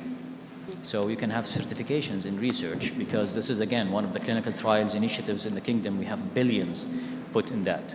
Do you really need to go and take master's, PhD to do research? The answer is no. And if you look worldwide, there is a huge preference of having on-job training. Okay. So if you do master's, PhD, most likely you have to quit your job, or not quit your job, you just take a break so you can study and then come back. We don't want this gap. Yes. If you can work and study and get your certification and apply it inside the kingdom, this will be very fruitful and very successful. And that would be a great way to use the SPPs. And again, one of the advantages is it's going to be reflected in the registration card. So you're going to see it. It's not only in the CV that no one can see it. It gets down to the privilege, and this is with the hospitals. They can give you privilege based on what type of training or certification you're going to get. But I think the SPP, in the way it is right now, I think it's going to be a game changer in the healthcare. It's going to be a game changer in how we look at the competencies, Definitely, yeah. Especially if it's like with innovation concepts. Absolutely. Yeah. So my next question is to you, Dr. Al-Ghamdi, Dr. Mohammed Al-Ghamdi. You're the director of one of the most successful specialized professional program, and we're so proud of that.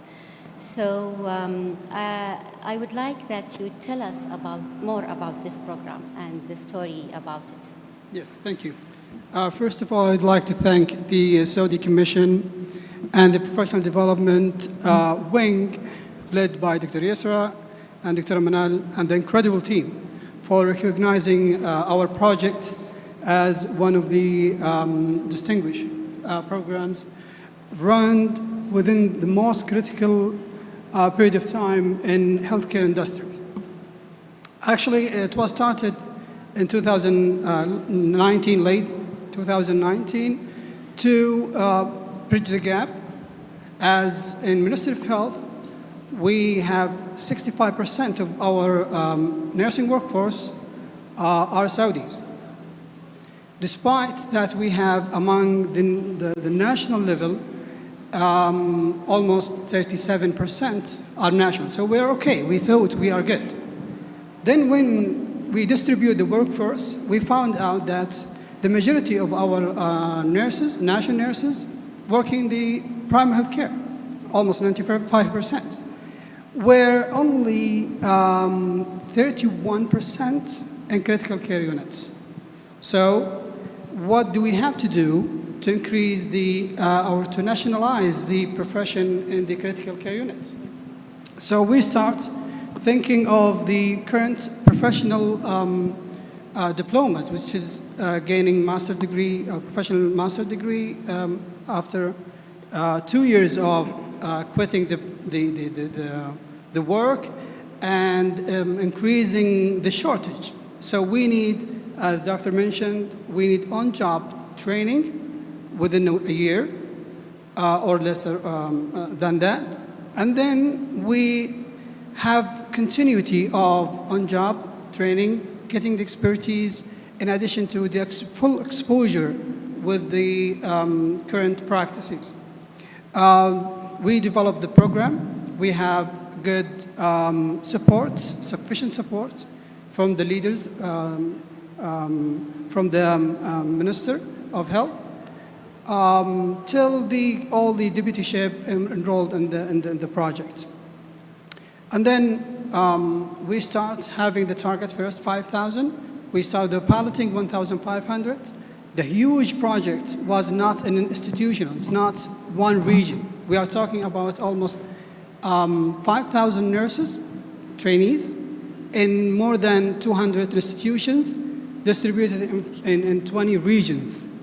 It's not simple to be run. So I give the credit to the scientific committee led by Dr. Fahad Bloui and the project manager, Wajdan Asiri, and the rest of the team members, trying to not only oversee the project, how it was running, in addition to this, how they put in indicators, how many clinical instructors they have to run the business daily basis. So I think it was incredible job.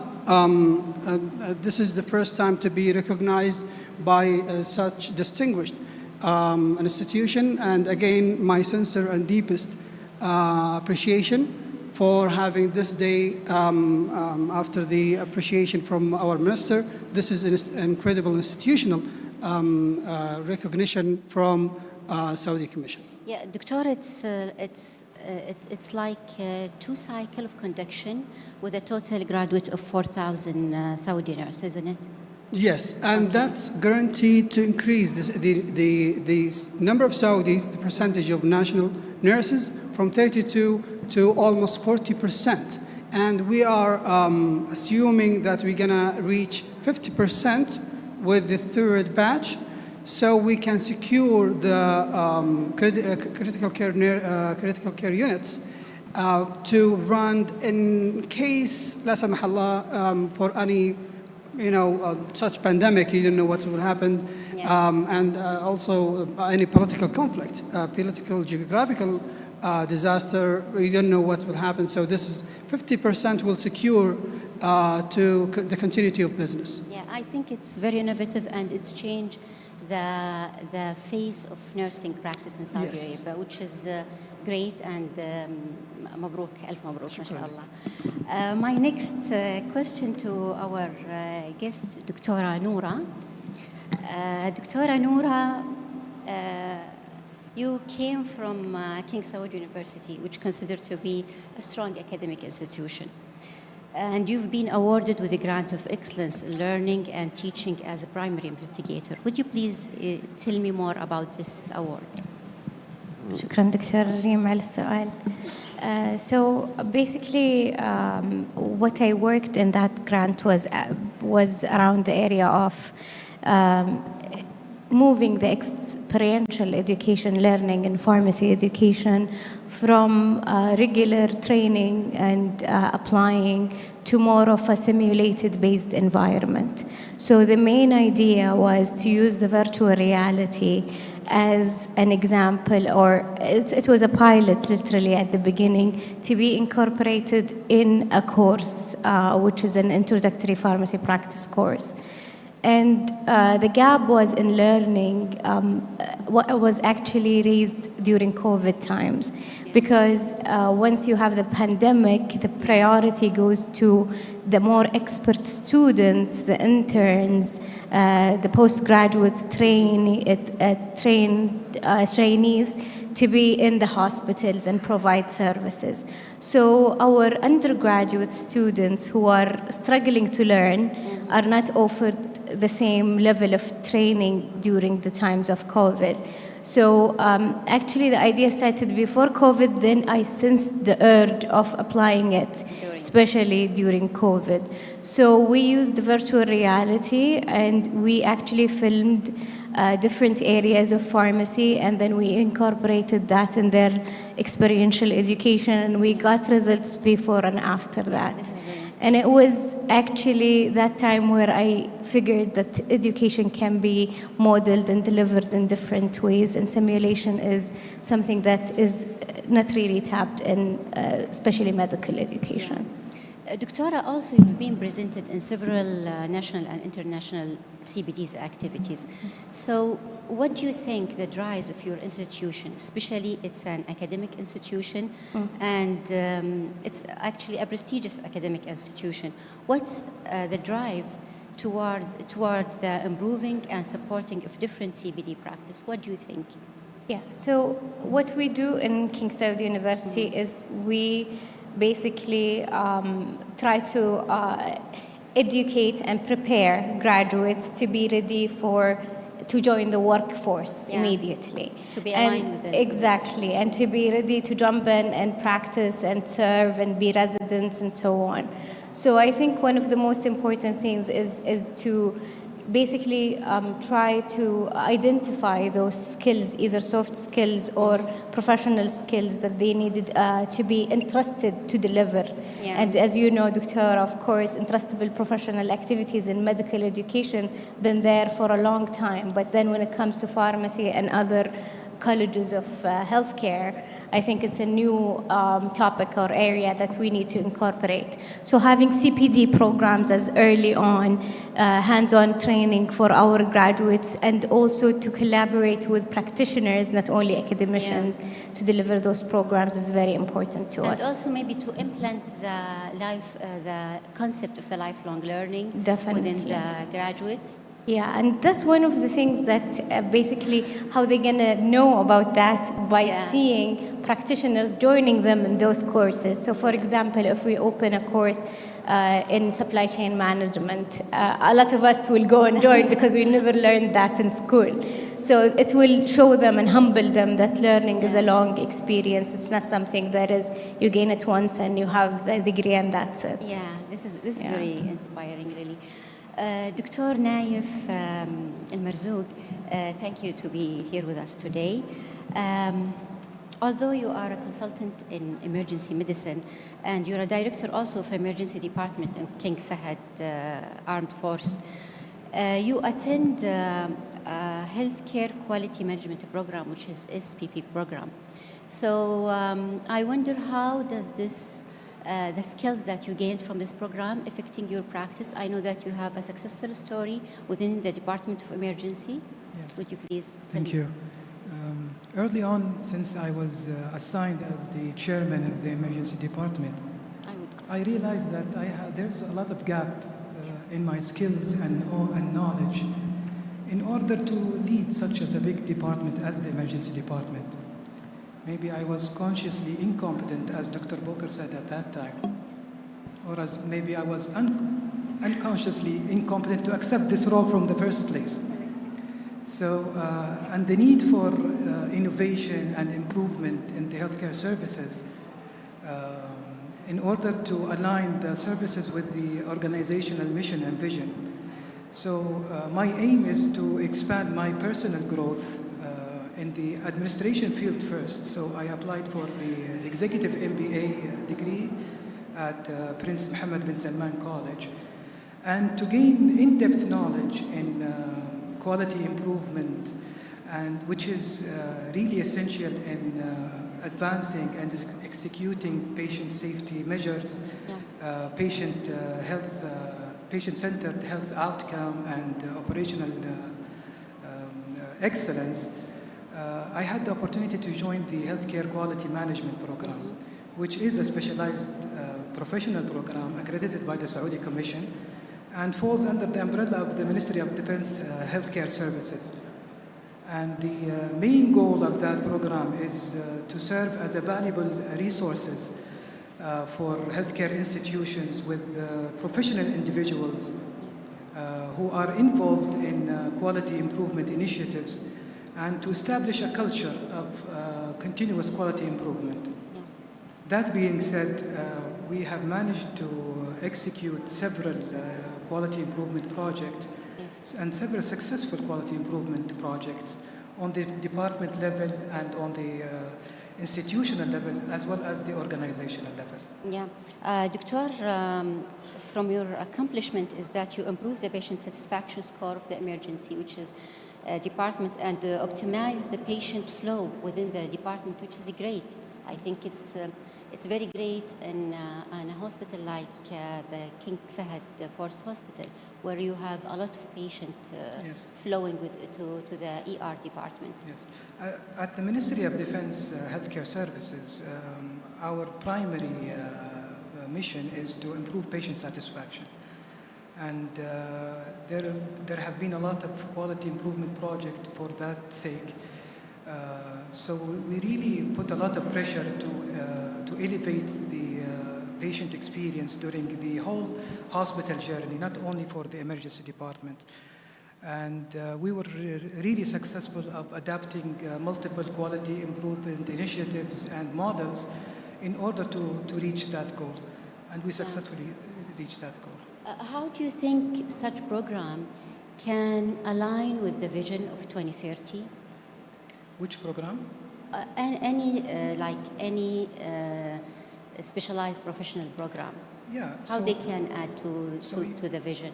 Yeah, you can do any project, but in order to do it in a professional way, at an evidence-based practice way, you need to have the skills and talent and knowledge of how to run a proper quality improvement project. And this program really gives you all the tools and the equipment that you can work on these projects successfully. Yeah, thank you, Doctor. Thank you. Now with دكتورة فوزية. حياك الله دكتورة معانا. دكتورة فوزية, you're a quality pharmacist, and you, through your career in different aspects of pharmaceutical services, you lead teams, you assess effectiveness of quality programs, and you evaluate organizational compliance with national and international standards. So I know that you gain a very high skill, you're a skillful practitioner. So how do you plan your own CPD, and what's your motive to do so? First of all, it was started since I graduated at the time that I faced my patient on the window. So that time that we have only the basics trainings. So I need more that it's not, that time it's not met my needs. I need the trust of my patient that when I'm counseling him, I need to be a qualified pharmacist that time. So I need, my needs is not met that program that time. So I built my own program that I planned what I need on all stages. So as an outpatient pharmacist, after that when I joining to the inpatient pharmacist, sterile compounding, dealing with the nurses, multidisciplinary teams that we have a physician, also my colleagues, my managerial. So it's each stage that I have to plan according to my needs. Actually, so this is the main motive for me in each stage. After that in a COVID, that I'm joining to the our quality section. So the guidelines, like the SIPAHI met in my organization, accreditation. So we have to work on this. So what it is, if I need that program or courses that provide me to make me equipped for that job or for that career that I have to do. So I build it according to my needs. Doctora, may I ask you, how do you find about your needs? Have you مثلا do like self-assessment tests? Actually, so that's what or it's your observation. Yeah, so it's like an outpatient, inpatient, as in quality, and now we are working on patient safety with multiple, with the quality department. So I have to build it. So my plan is to assess my needs in the beginning. So I have to do it. So to choose these courses or these skills that I need, evaluate it, it meets my need again, or it just like the one that we're providing many programs in the institution.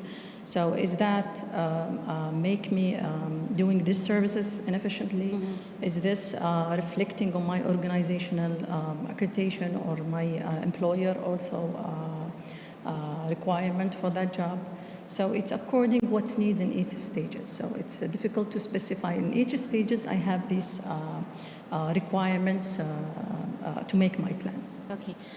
طيب دكتورة, from your experience, because you are a self-motive and also you're highly self-aware about your needs and your professional needs and the team needs also. How can you articulate your professional needs with the needs of your organization?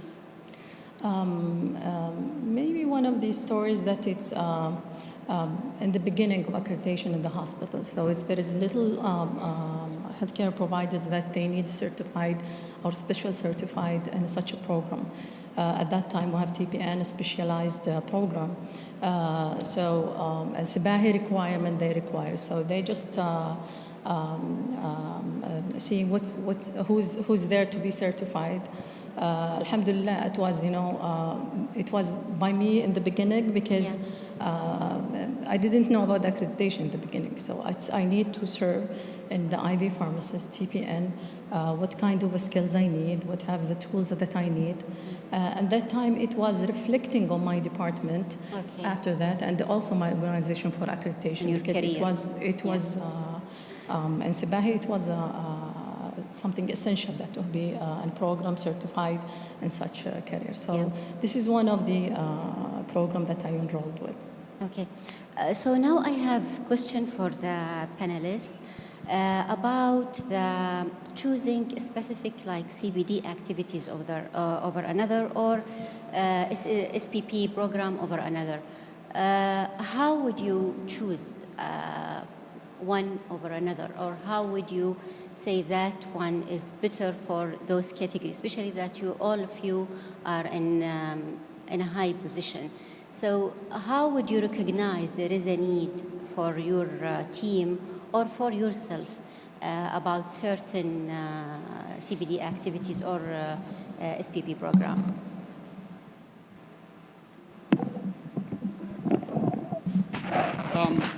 From a nursing perspective, based on Ministry of Health needs, actually we define the 9 critical care units are the most highly needed areas need to have a sufficient number of nurses to provide a safe care.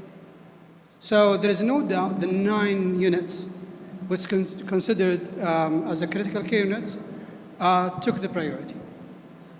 Then we got to match with the nationalization projects, so the criteria becoming to be very clear that there should be Saudis, then they should be at least gaining the bachelor degree, of course, being a specialist. And then become the focus of bridging the gap. Yes. Actually, the gap between being a specialist and a senior specialist is in the professional health category is very clear. So either to wait for 2 years, then having the senior specialist or master degree level, and then without looking to the shortage, it's crucial. So we need first to have certification programs. Okay. I'm recalling right now the American Nursing Credentialing Center, where defined the need in 2006 and built different certification program for specialization or specialized nurses in those critical, like even the family nurse practitioner or the family nurse certified nurse become a priority for the American health system.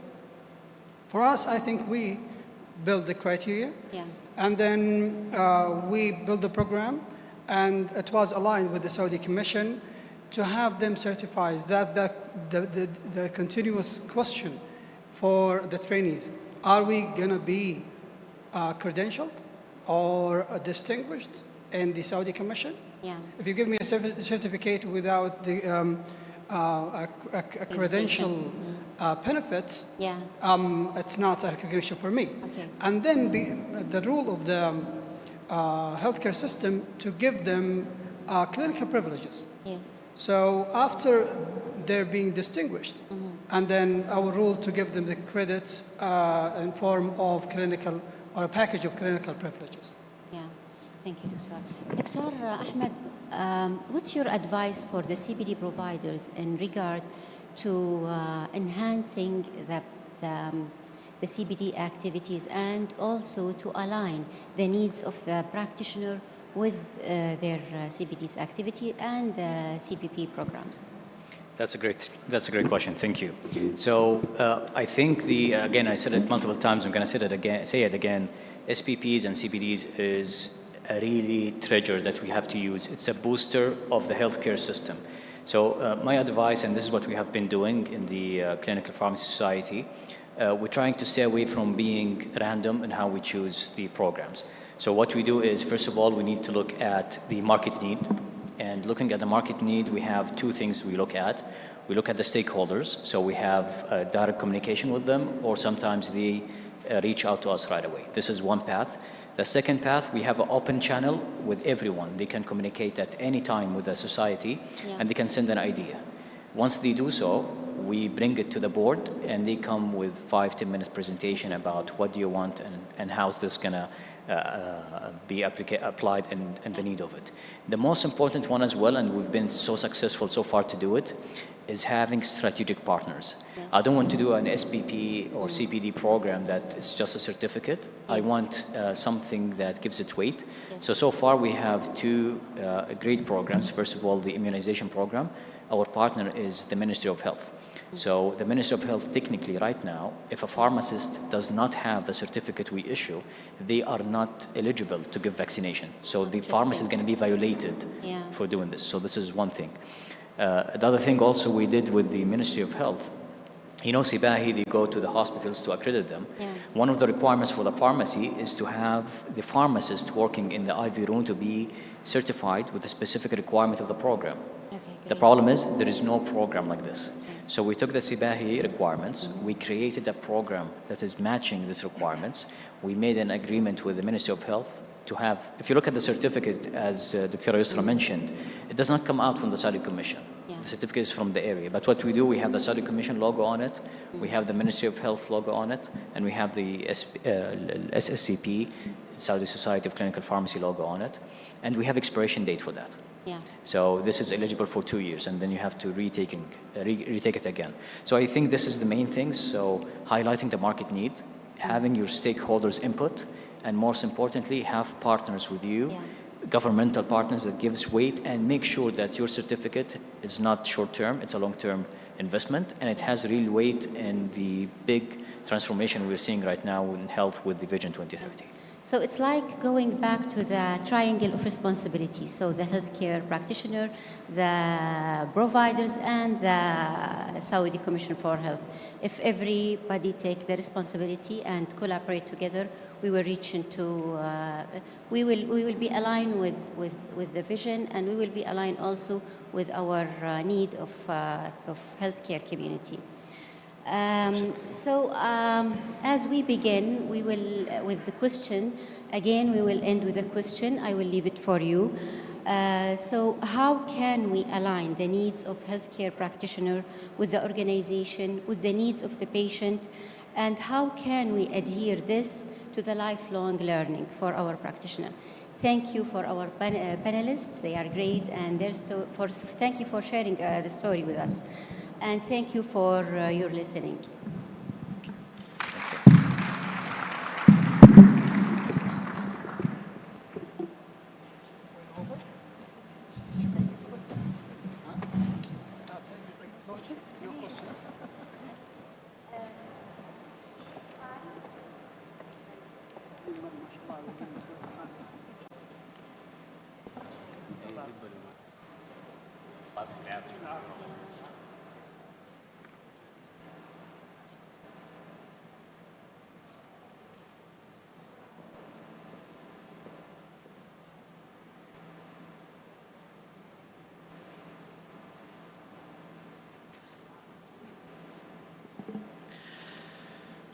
شكرا لكم.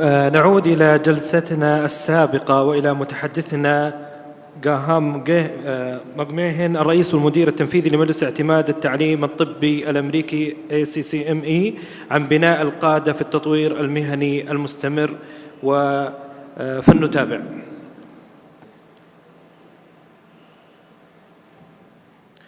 نعتذر مرة أخرى على هذا الخلل والمشكلة التقنية المستمرة، ولا زال شعارنا في رحلة تعلم مستمرة بإذن الله.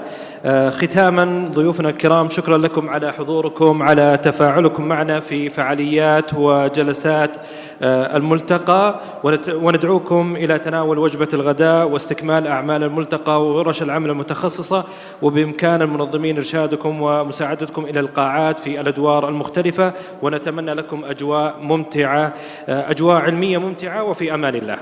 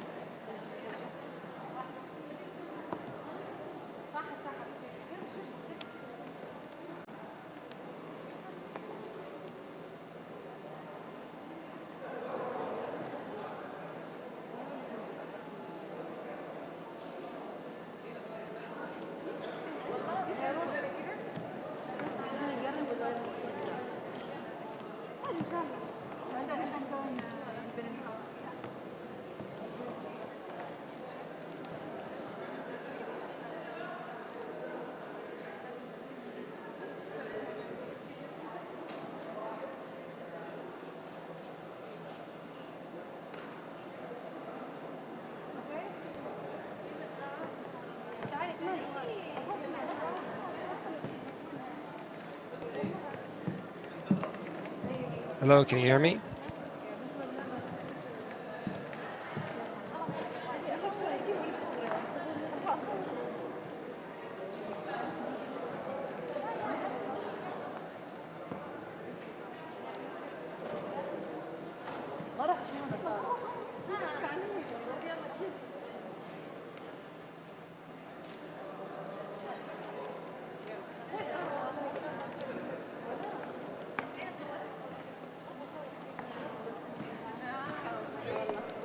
Yes, we can hear you, Doctor. Is it too late to join? I know I'm late.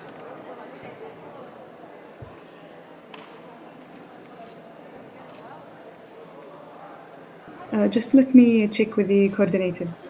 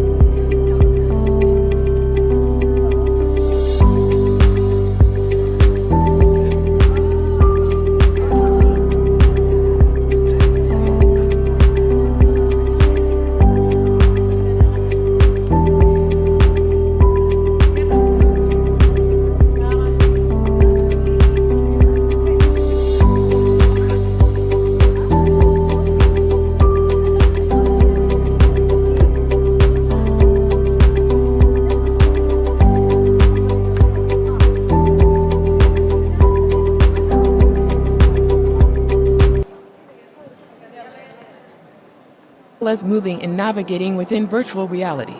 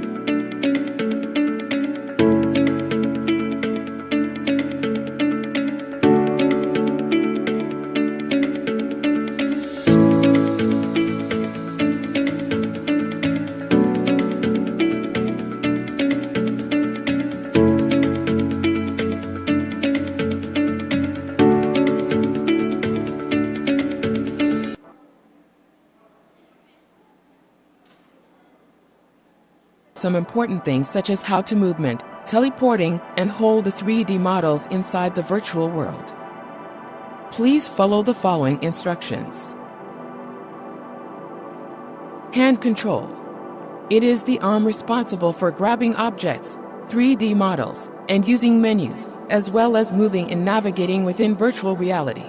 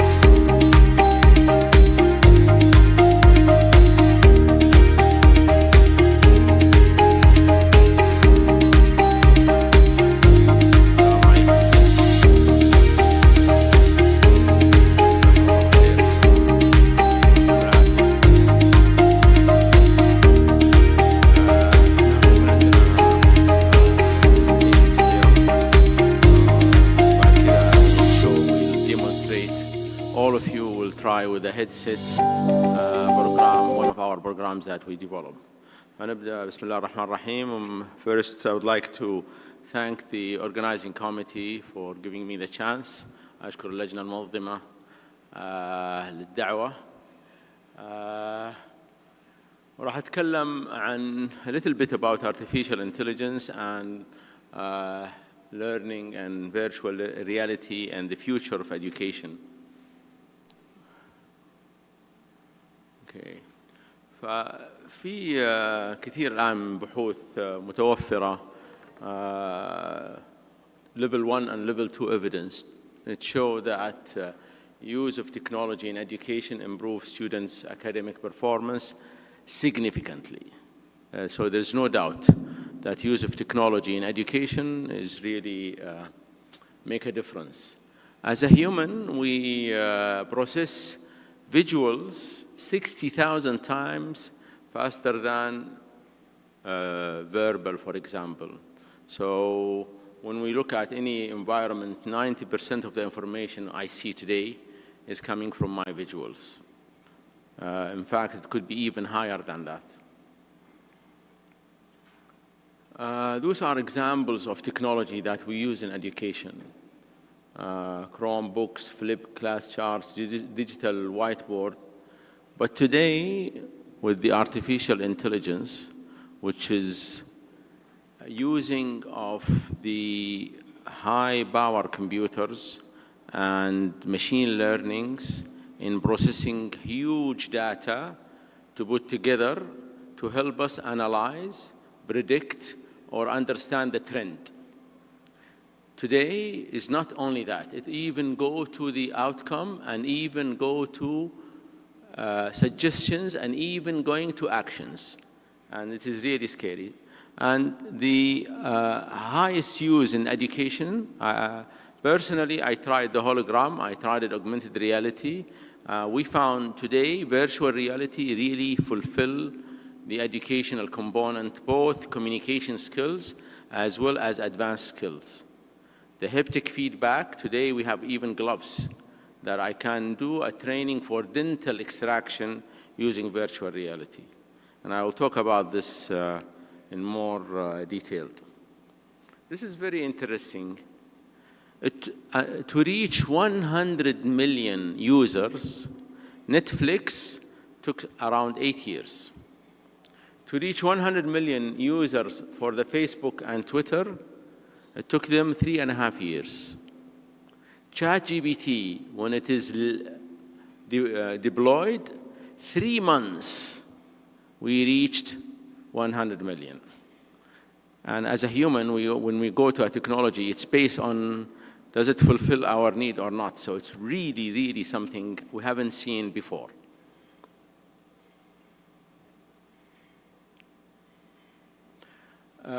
In the orange, it's 2017. In the blue, expected 2025. This is a very famous, reputable organization which looked at the market size for the use of virtual reality, for example, and extended reality. Extended reality means augmented reality, virtual reality, and mixed reality. So it would reach billions, and part of it is in healthcare and education. So what is virtual reality? It's a total immersion, انغماس. ندخل في عالم, we enter a world that is not real, and which we can add whatever we want in that world. So it's very close to realism. In educational terminology, up to 2 years ago, the virtual reality available up to 2 years ago, it was low fidelity. Today, the virtual reality is extremely high fidelity. And I hope, inshallah, after this session, all of you will try on a headset one of those programs that we develop. Now, in the virtual reality, we know in education, the more senses we use, the higher the retention rate, the higher the benefit, the higher the outcome. So I am using visual, I am using tactile, I feel around me, I can hear, and even I can add smell. when you do a course on fire safety, you can add smells, and you feel, or you add this feeling which would really remain in your senses and consciousness, and that will increase the retention rate. Retention rate has been shown to be 75% higher in virtual reality compared to hands-on. Everywhere we go, we try the virtual reality, people will tell us, yeah, but it's not the same as real. It's not the same as feeling the mannequin and doing the CPR. But the outcome is really unique. So retention rate is 175% higher, and exam results is 100% better. There is increased safety. Now, we have a course, for example, on Stop the Bleed, where we have a workshop. If we want to make a simulation of a workshop, it might be dangerous. So you can do it in a virtual reality with very safe. You don't have to use living or dead bodies or animals in training. And also you can, as I mentioned, do a basic and advanced skills today in using the VR because of the haptic feedback from the development like the gloves. Now, people will they will imagine that if I am using a virtual reality and software, this will be expensive. Studies has shown, and also our experience, that you can reduce the course cost to 1/3 of the real course. And that's very appealing. Why? I don't need to buy mannequins. I don't have to build a lab. I don't have to have instructors. And that's very major advantage. Now, we develop, for example, first responder course. We just need to show you how to use the hands, and we leave you. You are the one who is an active learner applying it. So cost is less. It's an innovative learning module. Everywhere we go and do the course, people will say, wow. And this wow produce interest in education and in applying. We had a project with the Red Crescent. We trained 5,000 students of high school. We had a problem taking the headset from them. Habibi, el-course khalas. Thank you very much. They still want to continue. So it's really something of advantage. As I mentioned, there is no need of equipment or skill station. It's an ideal for all age group. We had a study of 6 years old and 71 years old. All they have adaptation. Although we found every 20 people, there is one person who had a phobia, like a claustrophobia. They don't tolerate the headset. Availability now, it is available. You can find it in shops. And it can have a lot of type of courses. Is it new? It's not new. It's been used in military, transportation, public safety, engineering, constructions, and tourism.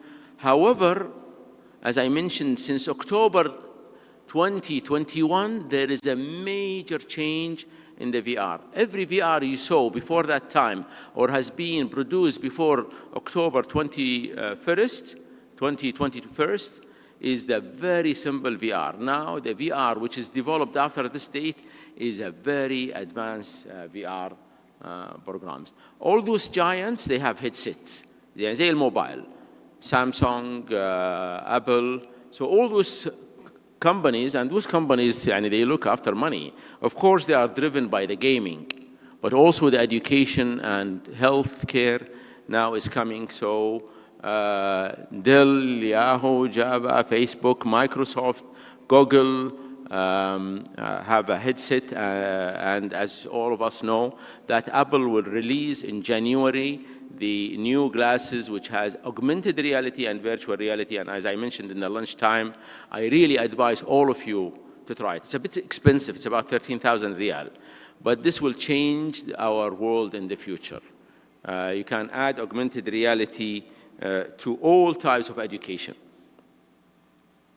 Now, for us as educationists, we want the result. What is the features of the virtual reality or immersive virtual reality that lead to behavioral change and perceived learning? There is a sense of presence. يعني بمعنى أنا أقول للطالب, I tell the students, your colleague in the class might drop or have choking. I put him in the school. If I tell a lady that when you are in the kitchen and you are using your knife, something will to cut an onion, this will happen, I put her in the kitchen. So this sense of presence is very helpful in education. Motivation, as I mentioned, enjoyment. Everybody enjoy playing with the VR. I believe personally that the VR is the only education where the student is totally active. I'm talking to you now, you are totally passive. Your retention rate of my lecture will be around 20%. If I ask you 2 months from now, what did I discuss in this presentation, maybe you will remember some highlights. If I talk to you interactive as two individuals, retention rate go to 50%. If we are doing it together, I'm showing you how to open this pen, and you try it yourself, retention rate goes to 75%. The more you are active, the higher the retention rate, the higher the application is in real life. Cognitive benefits and reflective thinking, this will lead to the outcome of satisfaction and behavioral changes.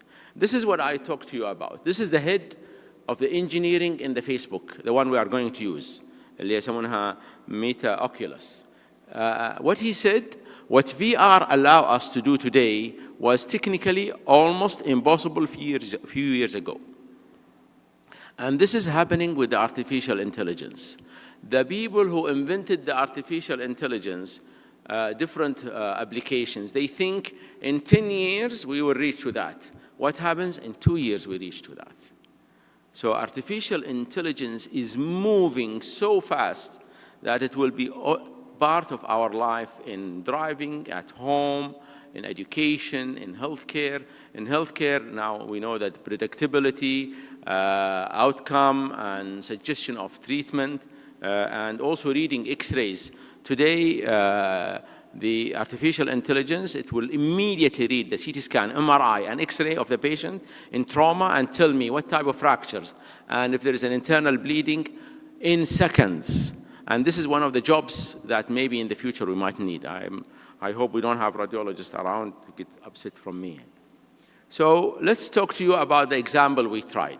The first VR we tried is first responder course, and it's based on that the bleeding is a major killer, and trauma kills 6 million people, and 40% is due to bleeding. So if I teach the public on the golden 8 minutes, احنا نعرف ان the ambulance arrive in about 10 minutes in the ideal situation. Those 10 minutes are extremely important in CPR, in bleeding, in choking, and that's why we focus on those courses. We know that brain dead will happen in 4 to 6 minutes. This is a study in 2022, by the way. The chance of survival decreased by 10% for every minute that passed without CPR and the use of AED. I don't know whether, sorry. I want to use a laser. I don't know if I can. It doesn't apply there. Anyway, so by 10 minutes, we lose everybody. Also, the study showed the survival rate increased by 66% if the AED is used. Those who received electrical shock had a better outcome. Without the AED by public, 70% of the cardiac arrest cases either died or survived with impaired function. So everybody should be, or a significant number of the community should be trained with the first response courses. Those are the skills: cardio CPR, stop the bleed, dealing with choking, and use of AED. Today we will make you try the AED use and stop the bleeding course. All of you. We have enough sets and we have enough of the people to show you how to use it. So we apply it to 5,000 students. احنا لما كنا ندرب عليه, when we were training on this, it took us 1 hour and 20 minutes. High school kids, do you know what's the average time they finish the course? 50 minutes. A course of 5 hours. And when we ask them questions, they answer every part of the course because of the benefits of the VR. So we did a piloting study, and now we are doing a very huge study on comparing the same skills VR, same skills hands-on with Jamiat Al-Amira Noura, but this is our pilot because it's done, so we're happy to discuss. Do you think it will be useful in the future? I'm talking about the VR. All of them, they said yes. Are you in the medical field? Majority were, and some are not. And this is the most important here. Will you recommend this to the others? 100% say yes. Have you ever taken a similar traditional course? 70% of them, they took a similar course. Now, we asked them if they took a similar course. If yes, how does VR course compare to traditional course? Majority said better, and 20% said it's similar. None said it's worse. We asked them the same question in a different way, and they have the same answer.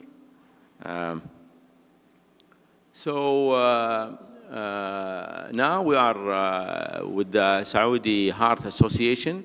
We already developed the CPR in VR, and it's been approved, and inshallah in January it will be launched على مستوى المملكة, and anybody can take it, and any center can also have this course, and it will end in a certificate from the Saudi Heart CPR course. You know, the course that for us as a healthcare professionals that we have to take every 2 years, sorry. Now you can take it in a VR with half of the cost as well as less timing, and you will have a certificate from the Saudi Heart. We did a course on falls because we do courses on safety. We did a course on OSCE. We are the first in the world to develop a course, and we had a patent. أخذنا فيها براءة اختراع. إن أنت الآن artificial intelligence help us to do voice to voice and voice text.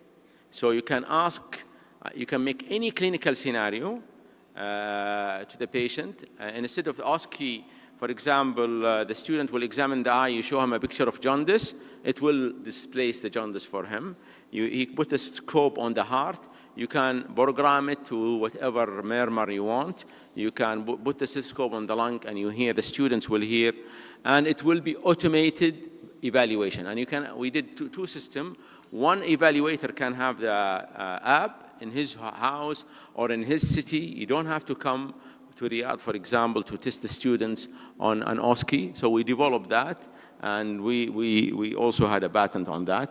We did for the police, and we did for the schools. You know, in the schools, there is 140 classes are very difficult for the students, so we did them for the VR. This is just some examples, and I will finish very soon because I want you to try it better than me talking about it.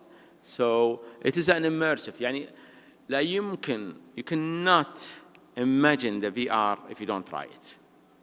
So whatever I'm explaining to you, you will not feel it until, and that's why we have 30 headsets that all of you will try. So this is the falls, this is the police. You can in the VR change whatever clothing, whatever atmosphere, whatever logo you want in the system. Here هذا مثلا لبس فقط البوليس السعودي، حتى الفانيلة كنا في البداية خليناها بيضة، قالوا لو سمحتوا غيروها أسود. So it's very, very simple to change. And of course now today there is a lot of software with a lot of assets you can add.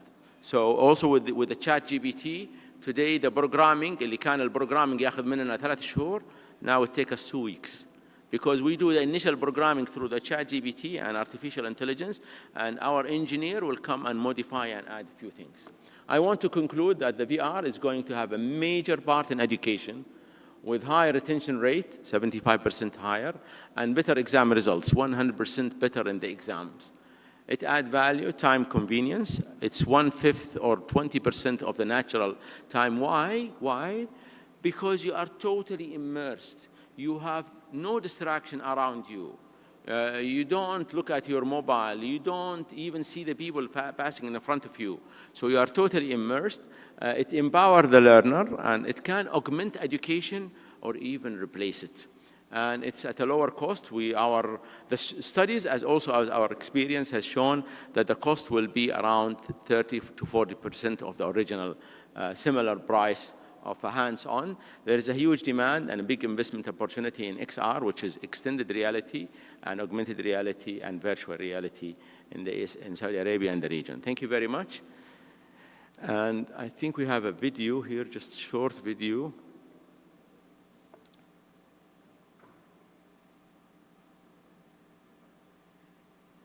So he's in an empty room. Now he has the choices to choose. He can choose حديقة, شارع, street, school. He chooses school. You can repeat the skill. He's now doing a CPR. You can go with the depth. If the depth is not correct and the speed is not correct, it will not count. You can give a breath. Extending the neck, because this is a short video. Here the AED, he can cut with scissors and put the pads and put the shock. This is a workshop. He had a bleeding. واحنا في السعودية عندنا الشماغ. هذه شنطة إيقاف النزيف. استخدمنا أيضا بدون. إذا ما عندي شنطة إيقاف النزيف, he will use السعودي head cover. This is a tourniquet. ونوري tourniquet in 3D. And this is the choking the baby, how to do the tapping on the back. At the end of the course, there is MCQ and there is a practical test with a dashboard which give you the results before we certified the students. This is the choking in adult. This is just a short video to show you how one examples. I think there is another video. احنا الآن we are going to use they will explain to you, but you are going to use. يعني احنا في كل course نغير which button you use. So we are making the first one is very simple. احنا نوريكم إياها. Do we have this video, the second video? Yes or no? Daisy?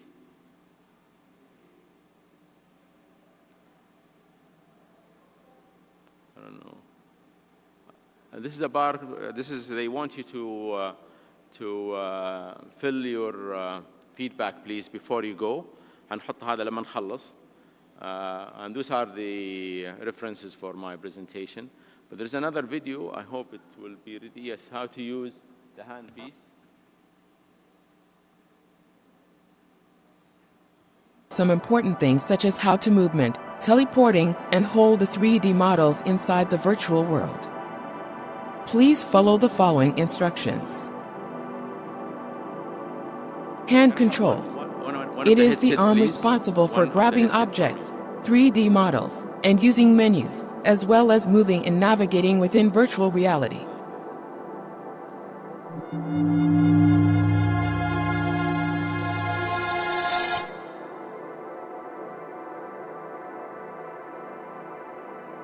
Use of menus.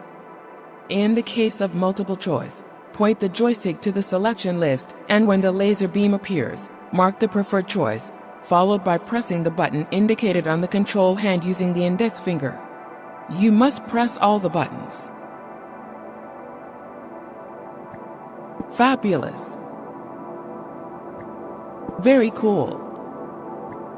You did well. Hold the figures. It is by pressing and holding the indicated button automatically, using the middle finger. Upon release, the stereo will return to its normal position, or in the correct place indicated in front of you. Please follow the instructions in front of you on the model.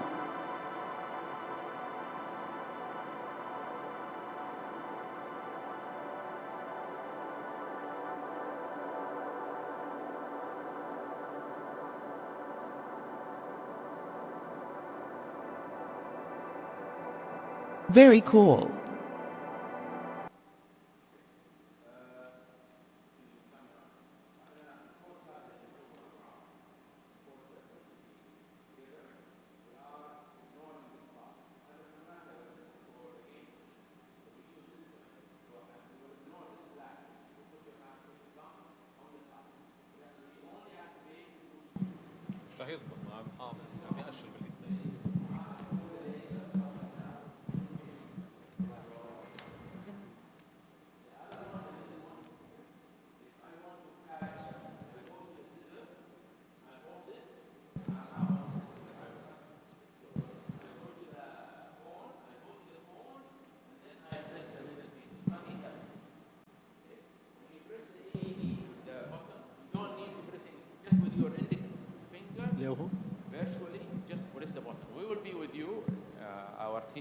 So we can start مرة ثانية. الاندكس فينجر is to choose. يطلع لي ليزر قدامي متابعة الشرح أو continue using the index finger. The middle one here is to hold the scissor or hold the phone. When I hold it, I keep pressing and then I cut. I finish, I let go. أخذت الباد من الأرض وحطيته على صدر المصاب. I let go. أخذت الباد الثاني وصلت لها، أضغط في الوسط هنا بدون أي شيء آخر. هنا فقط لمتابعة الشرح، وهذولا ما نحتاجهم في الكورس اللي حنوريكم إياه. الجزء العلوي the top part you don't need to press, just put your thumb because if you press here it might move the screen in front of you. So we will be around and we have 33 machines for the first group. I think عندنا 2 4 6 8 10 12 14 16 18. I think we are okay. We have enough headsets for all of you. Okay? So we have a team of 10 members from اللي لابسين أجهزة. So just go and stand next to one of them. They will start, and then if they are not ready for you, just wait 5-10 minutes. They will be ready for you for the machine to use all the space. In the VR بالمناسبة أنا أحتاج فقط 2 by 2 meters. والثاني جنبي كان اوفرلاب عادي، بس احتاج غرفة فاضية. كنا في المدارس نسويها في المسجد أو في الملعب حق المدرسة وندرب 40 طالب بنفس الوقت. فهذه ميزة الفي ار. You don't need labs. طبعا ما يصلح في الشمس لأن it will be damaged. So but أي مكان ظل it can be applied and please try it. If you want to see something advanced, إذا أنت خبير في الفي ار وتبغى تشوف الأوسكي, I'll be very happy to show you الأوسكي اللي سويناه للهيئة. حقيقة we prove the concept. انتهى الموضوع الحمد لله. فإحنا في مرحلة الآن application of the clinical scenarios. Okay. So the team in the back, you are ready? Okay. Yes, Daisy. What? You are ready? يلا. حاطين لكم الأجهزة في الأرض. يلا. They have it here for you. Come and try.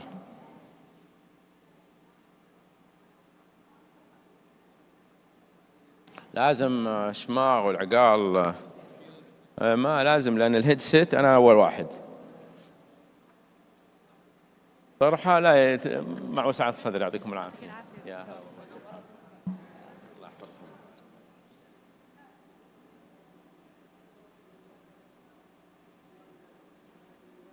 احنا فخورين. احنا ترى هذا كله امتحان السعودي.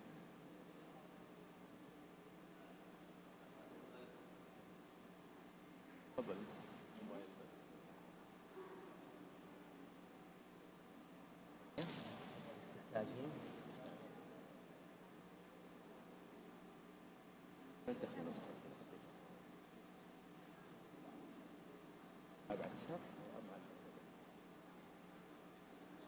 طب هذه تصير هذه اليسار هذه.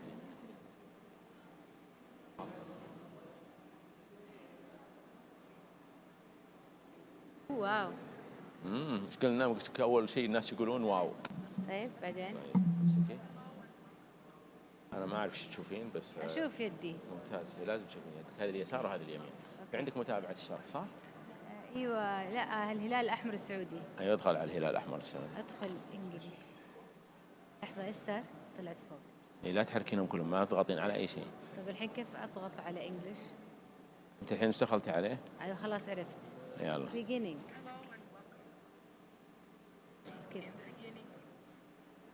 تقدرين تتخطينه فوق. عندك تخطى. طيب بعدين عندك choking. روحي اي دي. انا انصح يا شباب نبدا في الاي اي دي لانها بسيطه. start with the AED and then go to the stop the bleed. start with AED. روحي الاي دي. تعدي الفيديو. في دخول وتحت ابدا. تحت ابدا. ايوه. بعدين هاند تراكنج. هذه الاجهزه كنترولرز. بعدين سكول ستريت. اختاري ايش تبين. جاردن. يلا خذي جاردن. لا جاردن. يلا طلعني من هنا. خليه يطلعك شوي شوي. وسع صدرك. يلا يا بابا طلعني. ضغطت عليه؟ لا مو راضي. عندك ابدأ تحت. ستارت صح. ستارت.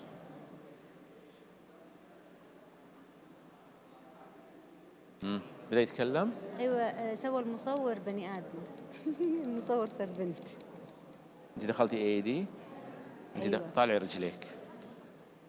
ما في واحد قاعد ايوه اجلسي.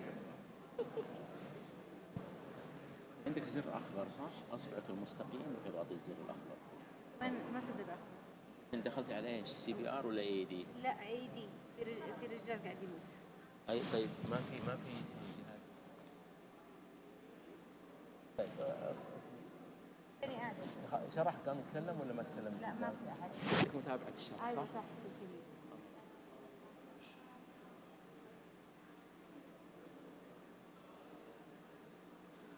طيب اضغطي عليه بزرك الزر الاخضر بس المستقيم. روحي له هنا. ايوه اضغطي عليه الزر الاخضر. الزر ما في هنا. ابو يلا روحي خذ المقص. قلنا كيف نلتقطه؟ بالاصبع بالاصبع الوسطي. لا اول شيء تروحين له. اوكي. وصلتي؟ ايه. يلا روحي قصي على رقبته البط. بدون ما تضغطي بدون ما تضغطي. اوكي. قال لك ممتاز؟ ايه. قطعتي يلا خذي الباد الاول في باد صح؟ احنا قلنا نروح له بعدين الاصبع الوسطي نضغط كذا بعدين ليت جو اترك الاصبع اترك الاصبع.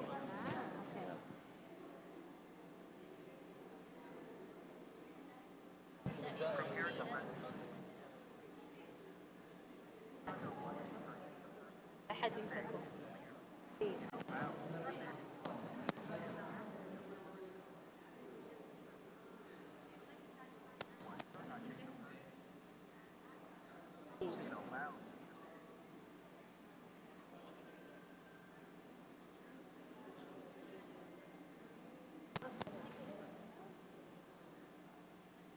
ما شاء الله عليك. يلا قومي. شوفي مريضك طالع keep your eyes on your patient. صار عليه.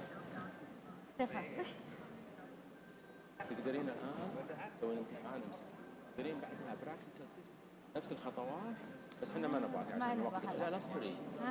روحي قائمة الشرح. هناك قائمة. stationary school scan.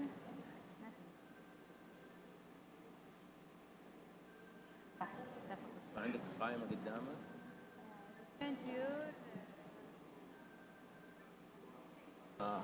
طلعتي من الباوندري عادي مي خالد. لا ايوه لقيت الحين. وانا اروح اقصد صح؟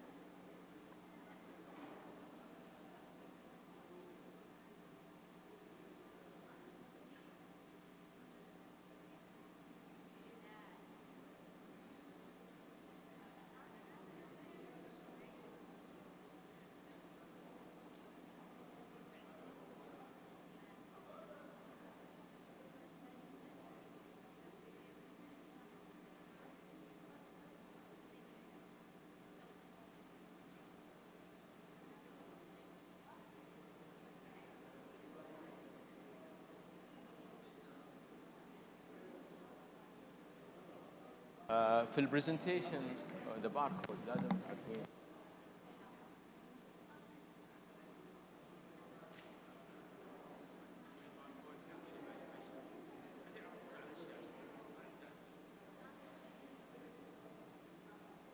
Please, when you finish, do the evaluation from the barcode of the workshop. It's very important that we do the evaluation. It will be shown in the screen very soon. Shabab, the instructors also, the barcode for the evaluation at the end.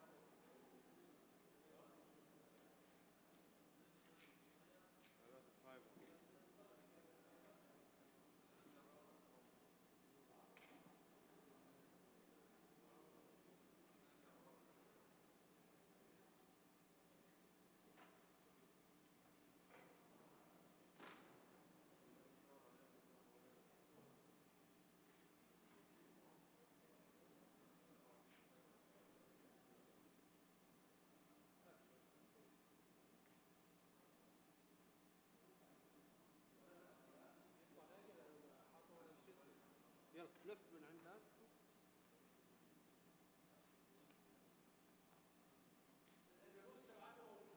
ايوه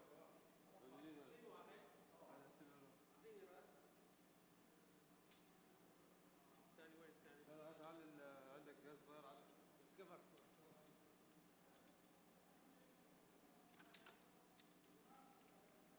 شلون بيض بس كاش. ها بالارض كانوا على النهي كانوا.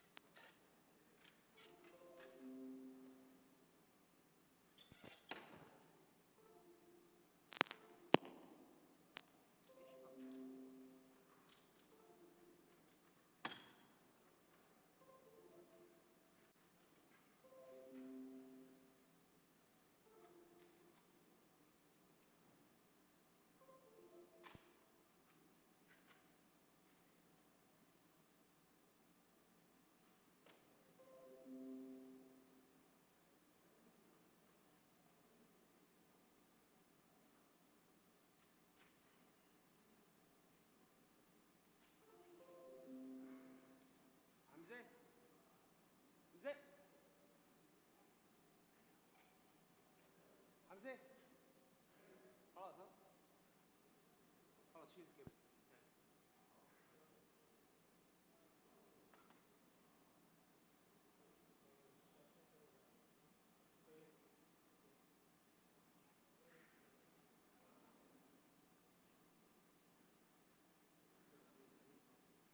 لا لا ليش طفيتها؟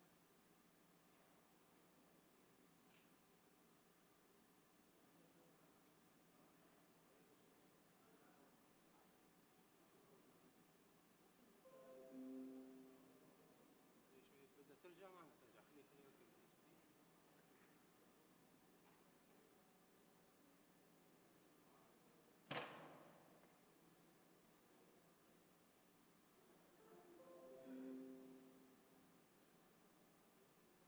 ما اشتغلت خلاص يلا اوكي. دقيقة شوي.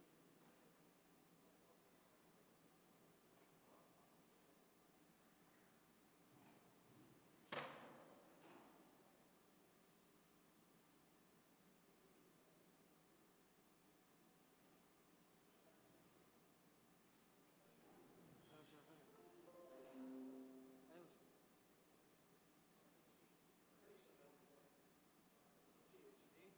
ايوه خليه شغال خلاص. اخر شيء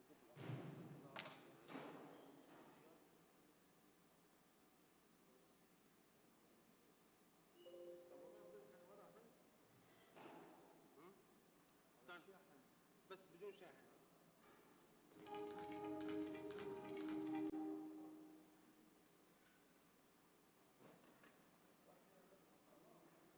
الشاشة خليه لآخر شيء، خلينا نفك الأعراض برات السماعات وخليها لبين ما قبل.